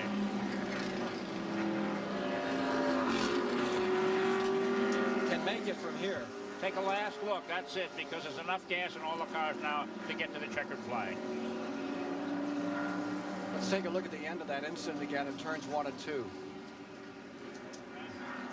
You can see Bobby Hillen on the high side of the racetrack. That's Alan Kowicki down on the inside, and Sterling Marlin had just gone past him in front of him there. And Bill Ingram, boy, just barely gets through. Good job. He had a little hesitation there on which way to go. Apparently, Kowicki's car got collected a little by the number 94 car. There you see that Oldsmobile being pushed in. Well, here's what it's like being towed from the bumper cam. Of course, he's being pushed in. See him go up on the banker a little? Yeah. Down on the air. It's a tough break because Sterling Marlin was running good. So was Bobby Hillen and Alan Kowicki. And I'll tell you, Alan Kowicki has gone through a period here in about the last 6 races that he's had either engine problems or now involved in a wreck here. He has dropped from the top 5 in the point standings to way down coming into this race. 41 lead changes among 12 drivers. That's a new record for the season at 41. The old record was at Martinsville at 34. This Diehard 500 continues on CBS. We'll have more live flag-to-flag coverage after this word from your local station. Back with you once again. They're checking over Sterling Marlin's car after it got wrapped. A lot of the point contenders, Bobby Hillen's car coming in. It's been beaten up. Point contenders are taking a real shellacking here today. The second place man, Rusty Wallace, is out, and Jeff Bodine, who was in 7th place in the points going into this race. They both went out in the same wreck early. Sterling Marlin now, who was in 8th place in the point standings, is having trouble. Alan Kowicki, I mentioned a moment ago that he dropped way down in the points. He was 13th coming into this race. 148 laps are complete, so it is a sprint from here to the finish. They all have enough fuel on board. Remember what Tom Higgins said of the Charlotte Observer after the Daytona race. Remember where Darrell just ran and ran on fuel? He said Darrell snatched victory from the depths of a seemingly empty fuel tank. That will not be the case today. Here's Mike. No, Ken, they all can go the distance on fuel and, of course, tires. Davey Allison is in the lead, and for a good reason. A calculated move by team owner Robert Yates. Everybody else went for tires all around, and you didn't. Why? Well, we got a good set. You know, on it right now seems to be working good, and you know, tire wear's not been a problem, so as long as we don't get a cut or something, we're just as well off on these tires, I think, as, you know, putting a set on and maybe coming out just a little bit different. So we're ready to go. Now, the rights have only been on there for 20 or so laps. What about the lefts? We're in good shape on those. There should be no problem on tires. Okay, sometimes new tires are quicker than worn tires, so we'll see if Allison can hold his position on the restart. That's an interesting observation about the new tires, because, Ned, they're quicker, but not for long, are they? Not for long, no. After 2, 3, 4, 5 laps, then they level off, but they will run faster for just a few laps. Restart lineup will have Davey Allison first, Terry Labonte second, Neil Bonnett's third, Ken Schrader is fourth, Morgan Shepherd fifth, Mark Martin sixth, Rick Wilson seventh, Darrell is shown as eighth, Kyle Petty ninth, Bill Elliott 10th, Harry Gant 11th, Dale Earnhardt 12th, Hut Strickland 13th, Dick Trickle 14th, Phil Markdahl in 15th, lap down Brett Bodine in 16th, Dave Marcus is in 17th, Ernie Urban is 18th, Richard Petty 19th. Golf is next today here on CBS. Stay with us. It's the final round coming up this afternoon of the Buick Open. There are 12 cars in the lead lap now. Dale Earnhardt running in the 12th position as the last car on the lead lap. Hut Strickland had been running up there with the leaders about all day, but he had made a green flag pit stop not too long before this caution came out, got him a lap down, but he is currently in 13th position. The right side of his car has got a lot of body damage on it. Yeah, that happened in that early wreck that took out Rusty Wallace and Jeff Bodine. Let's see if Allison can win his third straight of the super speedways. Won the Winston 500 here in May at Talladega, came back and won at Daytona, 4th of July in the Pepsi Firecracker 400, shooting for number 3. And let's see what Waltrip can do from back in 8th. Remember what Waltrip has said in this race: don't let somebody else dictate. You be the dictator. He's got a lot of traffic to get through if he wants to be back up front. Well, the front two were first and second finishers here in the Winston 500 back in May. Davey Allison won it with Terry Labonte right on his bumper, as he is right now. Down the back straightaway, and the long back stretch going to turn number 3. Allison stretches it just a little. And here's Neil Bonnet running in 3rd place. This is the first time we've seen him up front. The Wood brothers doing a good job on a pit stop and got him right up there in the thick of it. It's 4, it's 1, 2, and 3 now. And already Waltrip is beginning to take some ducks out of the shooting gallery. He is finding himself a couple of quick. Now you see him up into 6th from 8th. Neil Bonnet driving the car number 21. Of course, right behind him is Kenny Schrader in car number 25 with Morgan Shepherd, who has been able to pass the cars in front of him today. He's going to follow Schrader around on the outside, but here comes Mark Martin down on the inside. He's going to make it 3 abreast, Ken. Waltrip back in 7th. 6th but 7th. Pulls up with Martin, and they're going to try to shoot it on the inside. Here they come. He's found himself a trailblazer. Yep, found himself a dancing partner. Now Martin gets back in line. He didn't work with Waltrip too long, but maybe Waltrip has enough to get around Morgan Shepherd, but Shepherd has been hanging tough all day. 152 of 188 complete this time by. Davey Allison in 1st. Terry Labonte in 2nd. Schrader in 3rd. Mark Martin to 4th. Morgan Shepherd's Pontiac 5th. Up to 6th. Waltrip.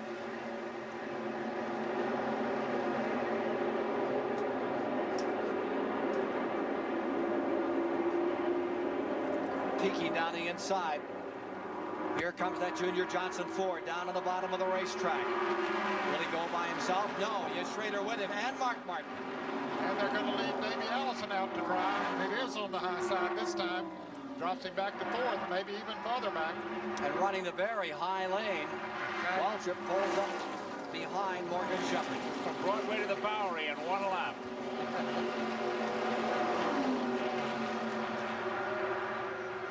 He did. He dropped all the way from 1st to 6th position. I believe Waltrip is just sorting them out now. Just playing some cards. Taking a look at them, discarding some, keeping others. Saw him take that very high line. Here you see tight formation for the lead. And to the inside comes the Chevrolet this time. Schrader goes up. Morgan Shepherd comes back. Waltrip eases to the inside as the number 6, the blue car. Mark Martin on the high side and Terry Labonte fade back into the 4th and 5th positions. This is stock car racing at its very best. It's live on CBS from Talladega Superspeedway.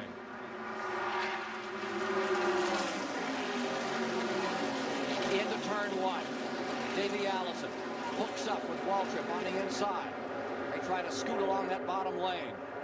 Front two cars pulling away just a bit. Ken Schrader. Morgan Shepherd with him.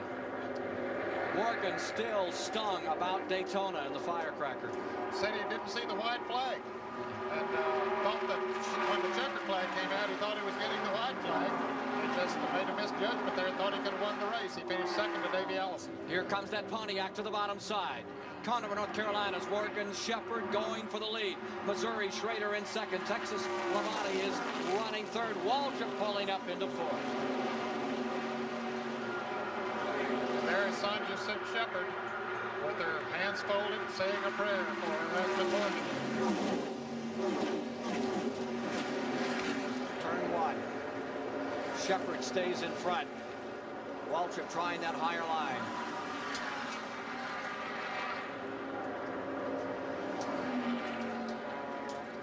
Davey Allison on the bottom. And here comes Mark Martin alongside him. Yeah, I think he got caught down there, David did, and Darrell Walton went by on the outside. You're the way on the top. If you're not in line, you're in the wrong place. Yep. Neil Bonnet in seventh, Rick Wilson in eighth. Tell you one thing, this crowd has had a big workout as the drivers here today. They haven't had a chance to sit down for 3 hours. Morgan Shepherd holding on to a slim lead over Ken Schrader, Terry Labonte, Darrell Waltrip, Davey Allison, and Mark Martin in the Diehard 21st 500. This Diehard 500 race summary is sponsored by Quaker State Motor Oil, where the big Q stands for quality. After 415 of 500 miles, 12 liters, 45 lead changes, 153 mile-an-hour average, even though we've had 5 cautions for 24 laps. Of the 13 retirees, here are the causes. Bill Parsons, one of the first out. We had a big 4-car crash. Stan Barrett's car was taken out. The latest incident, Bobby Hillen and Alan Kowicki's cars have been retired. Presumably they're still working a bit to get the 94. Sterling Marlin about. Here are the top 5 positions. Shepherd stays first. Waltrip has come to second with his Chevrolet. And then you see behind him Mark Martin, Terry Labonte, Davey Allison.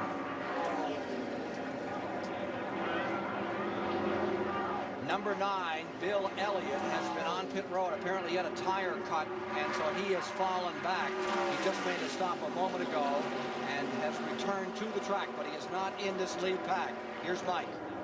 You've seen Sonia Shepherd for most of this race sitting with her head in her hands here, not because of the heat, but in prayer. You folks have been waiting for a win like this for such a long time. Yeah, it's been 3 long years. And thanks to Butch and Bob, they finally gave us an opportunity now that hopefully we can get back in the winner's circle again. And all week long, I've just been praying because I felt good about coming up here. And right now, I've prayed so hard to God, and that if he sees it his will that we win, fine, and if he don't, then I guess I'll have to settle for that.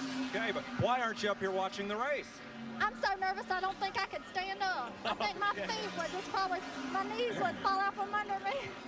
Well, let's go meet another wife of one of the drivers who's expecting more than a victory today. Dave? Indeed, Ann Schrader is also way back in the back of the pit area because you've got a baby on the way. And when's the baby due? Christmas Day. You think that's going to happen, huh? A big Christmas present. I hope so. At least I know my husband won't be at a race. He's going to be able to pay for an awful lot of diapers here today, potentially the way he's running. You think he can win this race? Hopefully so. I just want him to be real careful and be the first one across the start-finish line today. Just before we walked over, I talked to Dennis Connor, his crew chief, and he said those guys are getting crazy out there. Would you rather be up there where you could see or sitting back down here? No, I think down here. Much better. Congratulations on the baby. Appreciate it. That's Ann Schrader. Let's go back topside. Leader speed 192 miles an hour. 161 of 188 complete. There you see them. Shepherd first. Waltrip fading a little to the outside, containing Mark Martin in that board in third. That's a dignified word, Ken, containing. Ken, you mentioned a moment ago that Bill Elliott had made an unscheduled pit stop. He did stay in the lead lap, but as a result of running out there by himself, the leaders have run him down. He has gone a lap down. Now 11 cars on the lead lap, and they're all running in that front pack. And a new leader, Waltrip, busting down to the inside, barreling out in front on a turn number 2, and Mark Martin brings his Ford with him. Chevrolet first, Ford second, Pontiac third, 1, 2, 3, back straightaway. Incredible race. Davey Allison gives you a look. Front of the field, he's running 5th. There you see Terry Labonte just in front, averaging 192 miles an hour, out for a Sunday drive here on CBS at Talladega Speedway. $700,000 Diehard 500 21st annual event. 1 year ago, Ken Schrader won it. His first Winston Cup victory. Shepherd is coming back for the lead. Morgan Shepherd down to the inside. My, how that car works. Look at him just tunneling in down there. But on the outside, there's the power of Waltrip. Yeah, and along with the help of Mark Martin coming up to drafting, that'll help him move on by Morgan Shepherd. We'll see. That might not have been a good move on Morgan Shepherd's part. He couldn't get anybody to go with him, and he's going to lose several positions as a result of it. He tried to ease back in line. There was no place to go. You could see him just make that little maneuver, and everybody said, no, thank you, we don't need you here. That's right. There is an opening if he can get in front of Davey Allison. Allison very high there now. Morgan has that Ken Schrader back behind him, trying to help him out a little bit, and he finally does get back in line. 163 laps complete. 10 cars in the lead lap. Gant completes that lap. Look at Mark Martin hunting, looking to the left, looking to the right. Waltrip is driving with one eye in the mirror. Staying up in that lead lap as well as Kyle Petty, having a very good day. Davey Allison there, and here's Schrader just barely in front of Davey Allison. You can see how much Davey picks up on the draft and just builds up enough momentum to run right on by. That was a good move on Davey's part. He got back, he was far enough behind that he picked up the draft and just took off. They couldn't hold it. Schrader back on the outside, containing Allison. Up in front, Darrell Waltrip, trying to be the first man in history to win the Diehard 500 3 times. And he has a lead of about 3 feet. Back with you. 21 to go, 20 when they come by this time, as Darrell Waltrip maintains the lead by a margin as scant as what you see on your screen right now. Mark Martin lies second, Chevrolet first, Ford second, Ford in third, Pontiac in fourth. That's Morgan Shepherd car. In is Ken Schrader, 6th is Davey Allison, 7th is Rick Wilson, 8th is Kyle Petty, 9th is Dale Earnhardt, 10th is Harry, all in this lead lap as we get ready to sugar this one off. There you see the number 3 car. And driving that car in 8th place, Dale Earnhardt, setting a very good pace. Remember, the 9 car had to make an unscheduled stop for a tire change here a few moments ago and has fallen off the lead lap. Here's Mike Joy. I'm chatting with Dick Brooks, a former winner of this race, and we agree that when Morgan Shepherd and Waltrip got side by side, Mark Martin, by going with Waltrip, played his card and indicated he feels Shepherd is tougher. So go with Waltrip, who he thinks might be easier to beat, and kick Shepherd out of the draft and to the back. So heads up move by Mark Martin, and standing in his pits, Dave Despain. As they go flashing by start finish, Martin is right onto Darrell Waltrip's bumper. Let's ask the team manager for Mark Martin, Steve Neal, who do you fear most in this race? Well, Darrell Waltrip, you know, typically with a restrictor plate, you can't pass on the last lap. And we feel like Darrell Waltrip has the speed and the experience and the savvy to hold us off. The 75 car's awful good. We think the world of Terry Labonte. Everybody lined up we're worried about, because if you do pull out, they're all going to get you. So we're kind of counting down laps, kind of figuring, wondering, looking who's slipping and sliding. We're having a ball, and it ain't quite over yet. Are you coaching him through this? Or are you going to let him decide when and where to make his move? Well, Mark Martin's about as sharp as they come, so I figure he can do what he needs to do. If he asks us where somebody is or what it looks like on the bottom or the outside or who's quick, we'll sure tell him. Like there's a move he's trying to make, but they probably won't line up behind him. It's going to be tough because they're not going to line up behind Mark Martin. They're going to go with Darrell Waltrip. I think the interesting point there is how much fun this team that's only a year and a half old is having. 6 poles. They haven't won a race. If they win this one, there's a $114,000 bonus in it for coming from the pole position to victory. And Martin pops out in front. Okay, what he's doing there is practicing. He's figuring out where the best place to pass Darrell Waltrip. There'll be more passes for the lead before this race is over, but there's only 18 laps to go. Ned, if you're sitting in number 6, where would you attack Darrell Waltrip? On the inside, or the outside, the turn, or on the straight? Well, I certainly would try to make the move that he just made, and I think he's going to have to make it off of turn 4 and try to beat him back to the start-finish line. It's a long way to the start-finish line from turn 4, but if you get enough momentum build up, then you can hold it. But we saw Darrell move up in his way a few laps ago, and that's the very same situation. Yeah, it just depends on who works with you and who does not. Schrader to the inside. And sweeping into first, bringing Terry Labonte with him. Mark Martin falling to third, Waltrip to fourth. Those Chevy Luminas have come a long way since they were introduced at Talladega back at the Winston 500 in the spring. They certainly have. You got 7 cars there running in the lead draft. They're all in the lead lap. 3 other cars not too far behind them in the lead lap. Look at Waltrip go back to the inside one. There's Arlene Martin standing by, looking on. A little concern out there. And look at this battle as they're 3 wide again, coming down through out of 4. Martin pressed against the wall in the middle. Terry Labonte, Waltrip on the bottom, putting a lap on Dale Jarrett as they come through, squeezing over in between cars. Waltrip almost into the side of Davey Allison. It's tight running at Talladega with 16 laps to go in the 21st running of the Diehard 500. And in this battle now, defending champion Ken Schrader has the advantage. On this very hot day, we're getting men with ice water in their veins out there on this racetrack. Riding with Davey Allison, picking his spot very carefully. You don't want to get caught outside of the draft and slip back. Look at this confrontation for the lead. Waltrip on the inside, Martin on the outside, and it is Mark Martin back in front, but here comes Waltrip low. Chevy and Ford, wheel to wheel. Down they come to the line, and being pulled along.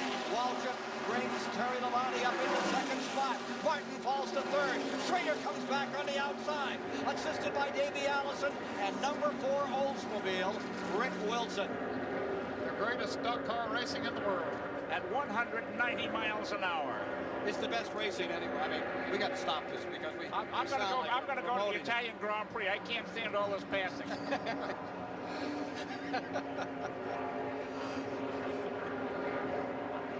Darrell Waltrip is out in front. A Chevy Lumina back into first. The Ford Thunderbird of the taciturn one, Junior Johnson, the old stoic, just looking on. Chris, you saw him this morning. Remember last year, Junior had a big iceberg he set on you, a great big cake of ice for this race. I asked him this morning if he's going to bring some ice. He said, no, we're going to tough it out. And he's toughing it out right now with his driver, Terry Labonte, in second spot. The laps trickling down. Here comes Martin in that third spot. Keep waiting to have a race here that doesn't live up to expectation. It never happens. Just such a grand event. Sterling Marlin is back on the track, giving him another shot, trying to stay up in the point battle. Sterling Marlin back out here again. He's currently 8th in the Winston Cup points. Many laps down now, though. Now look who's coming up on the bottom of the racetrack. The D on the front. That's that Morgan Shepherd car. Davey Allison swings right in behind him. Morgan Shepherd back into it another time. Who's going to win this one? What about it, Economacky? The old Dean of American Racecasters. What we're watching is the silly season. Who's going to drive for what? No. Don't change the issue. Who's going to win this thing? Well, the man, obviously. Nice. The man that gets the best break on the last lap or two there, but I'll tell you, Darrell Waltrip is going to be awfully tough. That's right. But I think Terry Labonte is going to be very, very tough, too. I think Mark Martin is going to reach into his bag of tricks and try everything he can to win it. He needs to win badly, and that extra $114,000 has got to be on his mind right now. He's never won that much in a single season. Mike Nichols with Martin. Here he comes into second spot. It's Ford, first and second now. Terry Labonte goes into the lead, and Mark Martin goes into second. Let's get a report from Mike Joy as we watch this tremendous battle. Well, Ken, it's always been a Ford track. There's two of them out front right now, two Chevys and a Pontiac. I don't know. I'd like to see Mark Martin take home all that money and put another new name in the Talladega record book. It's always been a dark horse track. I'll go with the dark horse. How about it, Dave Despain? Sentimental choice has got to be Martin because of the money, because he's never won it, because he's had 6 shots at that bonus this year. But I'll tell you what, the one thing that distinguishes that half dozen cars up front is the fact that 5 of them have been up front all day. Darrell Waltrip came from dead last to get up front. That car got crashed early, remember? I got to believe that Waltrip is stronger than the rest of them, and I think the strongest car will win Talladega. Last time around, 191.8 for that lead squadron. We keep talking about that bonus that Mark Martin could win. Of course, the Unocal folks put up $7,600 at every race, and then it is carried over like a skins game in golf until the pole winner wins, and it has accumulated now to $114,000. Only winner this year has been Rusty Wallace after just a couple of races. Yeah, the second race of the season. Here you see Davey Allison right in behind Rick Wilson. Wilson, a name in the news these days as to where he will be racing next year. Many say he's really where would you want to be right where we're going to be next year. I'll tell you, if he could win this race, I think that he'd be a strong choice for the Junior Johnson ride next year. 10 to go next time by.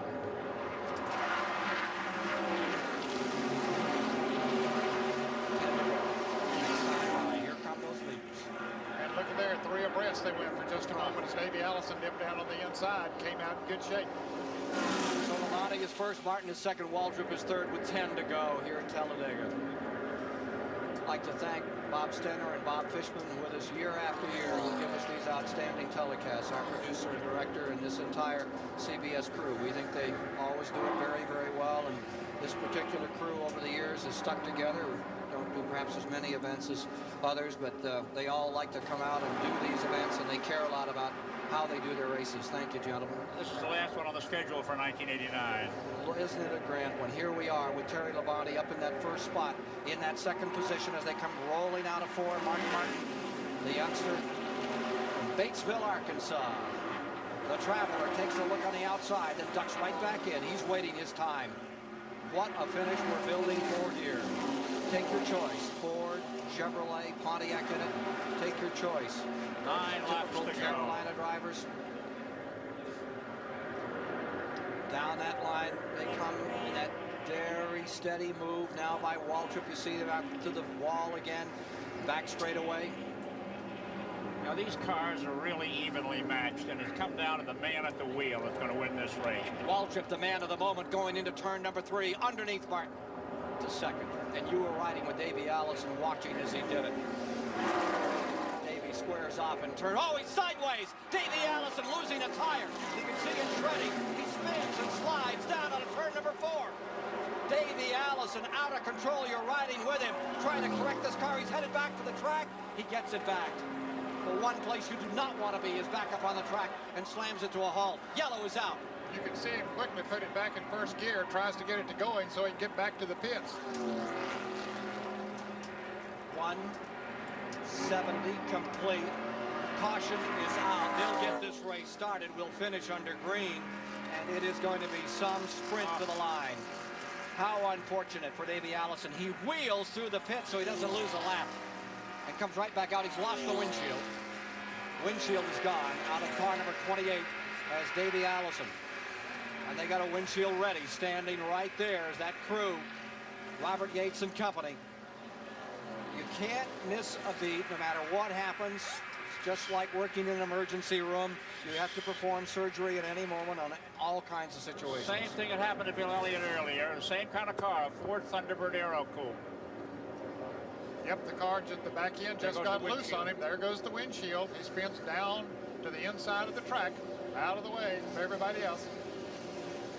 At normal speed from the in-car camera, let's ride with Davey Allison as he lived through this moment at Talladega.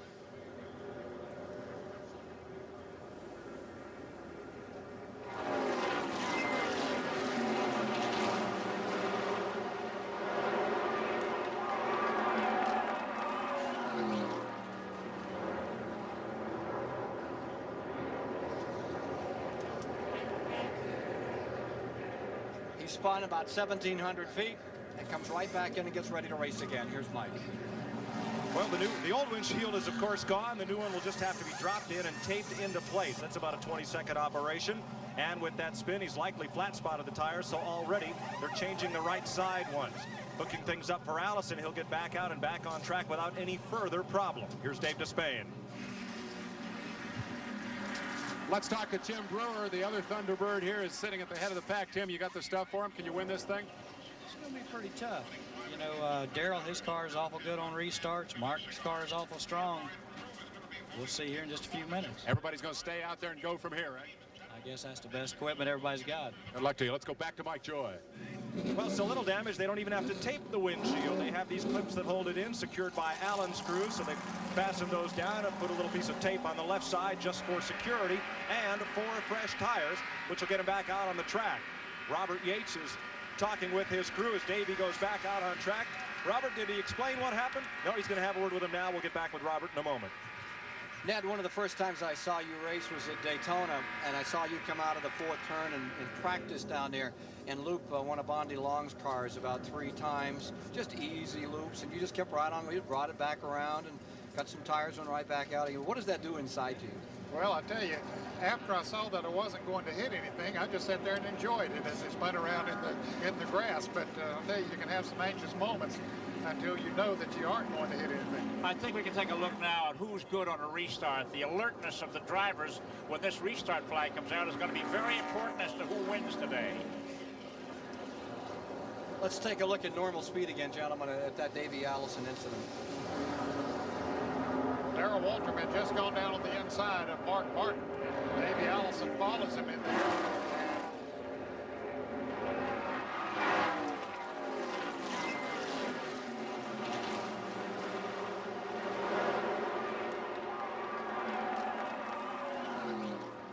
Remarkable picture, remarkable sound. That's how Davey saw it and how he heard it. I think the back end just got light on him and it went around.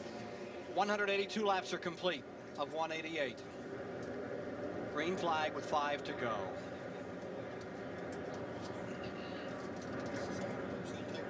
On the restart, Labonte will be up on the point, number 11. Darrell Waltrip will start second, Mark Martin third, Morgan Shepherd fourth, Ken Schrader fifth. Here's Mike Joy. Robert Yates, did he say what happened? Yeah, he said Morgan just got up under him and turned him around. Touch him or just take the air off him? Well, at least took the air off of him. So Davey is back out. He'll have to climb for the back once again, and it's the 3rd, maybe the 4th time today we've seen a car with the air up, set off that rear spoiler, and just come spinning around. Yeah, I don't think he got hit, Mike. It certainly didn't look that way in any of the pictures that we had. Now he finds himself at the rear of the pack. You can see how far he has to go. Those cars up in front of him. Short time to do it in. Let's take a look at the leaders as they get set on this restart with 5 to go. Up in front, number 11, Terry Labonte. In second, number 17, Waltrip.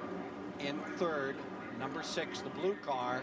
That's Mark Martin in third. There you see him. Then in fourth, that is Morgan Shepherd, 75, the white car. In fifth is Ken Schrader. In sixth is that yellow car, Rick Wilson. In seventh is the green and white car, Harry Gant. Then comes Kyle Petty in eighth. Dale Earnhardt is ninth. Phil Elliott's on the inside, and Waltrip is trying to get a run at him here. Yeah, Bill just let him go with the restart. He wasn't going to hold him up. That was a very gentlemanly thing to do. Bill's a lap down, so he lets him go at it. And he is in 10th spot. Bill Elliott a lap down in 10th. 9 cars now in the lead lap. There are 5 to go. They're coming to speed. Here with Davey Allison. Look at him bust through cars. Remember, he's coming way out of the back of the field as they come down through. He's hustling his way in. I think he's in 10th place. I think there are 10 cars in the lead. He's on the very tail, though. Yeah. He got trapped in behind some lap cars and couldn't get up through. There's motion. You could see him motion to try to pull through. Meanwhile, in front, look at this. Labonte and Waltrip are trying to pull away from the field. Yes, they are. They got a good jump on the field trying to separate themselves from the rest of it. Then they'll battle it out for a Ford and a Chevrolet. That was good maneuvering on their part. 184 complete. This time by 4 to go. Elliott just slipped over on the high side in front of Mark Martin. And as those drivers battle for position back there, Ken, side by side, that's working to the advantage of Terry Labonte and Darrell Waltrip. They're just able to pull away. That's right. Back straightaway, Labonte in first with a Ford. Waltrip in second spot, and the interval continues to develop between the second place man, Waltrip, and those contenders back in third through ninth position. I believe Waltrip will sit there and try to push he and Terry Labonte away from the rest of the drivers until that last lap. Well, that's exactly what Waltrip has done. One of the sharpest, smartest drivers in the business. And remember what he had said earlier that we were discussing. Said at the you don't want to be dictated to, you want to dictate the event. Said at the beginning he was going to wait till the end and race. Rest of the field still getting sorted out. Mark Martin back there in third. His best finish this year has been second down at Dover, Delaware. In this race, don't let anyone else dictate. Well, there's be the dictator. Second and a half lead on those first two cars over the third place car. Now the question is, can Terry Labonte contain Darrell? Terry Labonte has been in a number of the last lap battles here in Talladega, but has never come out. But he has certainly been in the thick of a number of the battles. Terry is more of a technician than a fighter, I believe, at the wheel of a racing stock car. Well, I think you'll see him fight here for everything that he's got and trying to win his first race at Talladega. Remember him in that Busch Clash? Well, I mean, he just doesn't give up. He will do anything he can now to bring this one home. You know, there's not a great deal of strategy on his part right now. He's sitting there with his foot to the floorboard, just holding it wide open. There's his crew chief, Tim Brewer, and he's at the mercy. He don't know if Darrell Waltrip has any more or not, so he just sat there and holds his foot to the floor and trying to drive the right line on the racetrack and just take whatever it gives. White flag this time by, coming down for the final lap, and there's a big interval back to third spot, which is Mark Martin, followed by Ken Schrader fourth, Rick Wilson fifth, Kyle Petty in sixth. Here's the story. It's going to be decided between those two. White flag is down. Here we go to the side. The 21st annual Diehard 500, Ford and Chevrolet in that ongoing confrontation. Ford out in front, the Junior Johnson car. Terry Labonte out of Texas. Darrell Waltrip looking for his 78th win, stays right there with him. I think he'll try to make the move between turns 3 and 4 if he has enough. Let's see if he does. Terry Labonte is going to use that low line. Pulls away a little. Halfway around. Darrell Waltrip perhaps backed off to try to build some momentum. As he comes off of turn 4, he's going to try to build enough momentum to grab past him. Closing. Waltrip moving up as they hit the tri-oval. Coming down. Terry Labonte in front. Waltrip looking for room, about 1,000 feet to go. To the inside comes Waltrip. He's there. They're almost side by side. To the line. Terry Labonte will win for the Junior Johnson crew. He did it for Mom. Said at the start, he'd won it for his mother, and by George, he did it. I'm sorry, Terry Labonte won it. That is his 9th win, and into second was Darrell Waltrip at the finish, almost doing it. So, Terry Labonte wins for the first time here. Darrell Waltrip comes home in second, and Mark Martin in third. Terry Labonte in victory lane. I remember at Talladega 500 that you and Darrell Waltrip came side by side to the flag, and Ron Bouchard snuck around the outside and beat you both. And today, your turn. I know it finally. You know, I've came close so many times down here and just never have got there. You know, the car just ran super. Darrell was awful tough. I was really concerned with him at the finish, but we were able to hold him off. You and Junior Johnson seem to really have these restrictor plate races figured out. Well, we've run awful well with them. You know, we had a good run down here the first race, and we've been working at it. The guys at the shop really been putting in a lot of overtime trying to get it figured out, and they've done a good job. Thank you. Terry Labonte in victory lane here at Talladega. Quick question to Darrell Waltrip on his finish. Darrell made a run at him. Well, praise the Lord for a safe race. Hi, Mom, and yeah, the Tide Chevrolet was really coming. But the restart with that few laps to go, I had to stay behind Terry to get away from everybody else. I didn't want to race with nobody else. I thought I might have a little something for him every time, but he was just too strong for me. My congratulations to him, and that we may have moved up a little in the points today, though. That's interesting. Thank you, Darrell. Congratulations back to Ken Squire. Final standings, Terry Labonte wins it. Darrell Waldrop is in second. Mark Martin comes across third. Ken Schrader fourth. And Rick Wilson finishes a good, strong fifth. In the second five to the line this afternoon, sixth today was Morgan Shepherd. Seventh for Kyle Petty. Harry Gannon, eighth. Davey Allison in ninth. And Dale Earnhardt came home in 10th position in this 21st running of the Diehard 500. And so for Ned Jarrett, Chris Economaki, Mike Joy, and Dave Despain, I'm Ken Squire saying so long from the Talladega Speedway.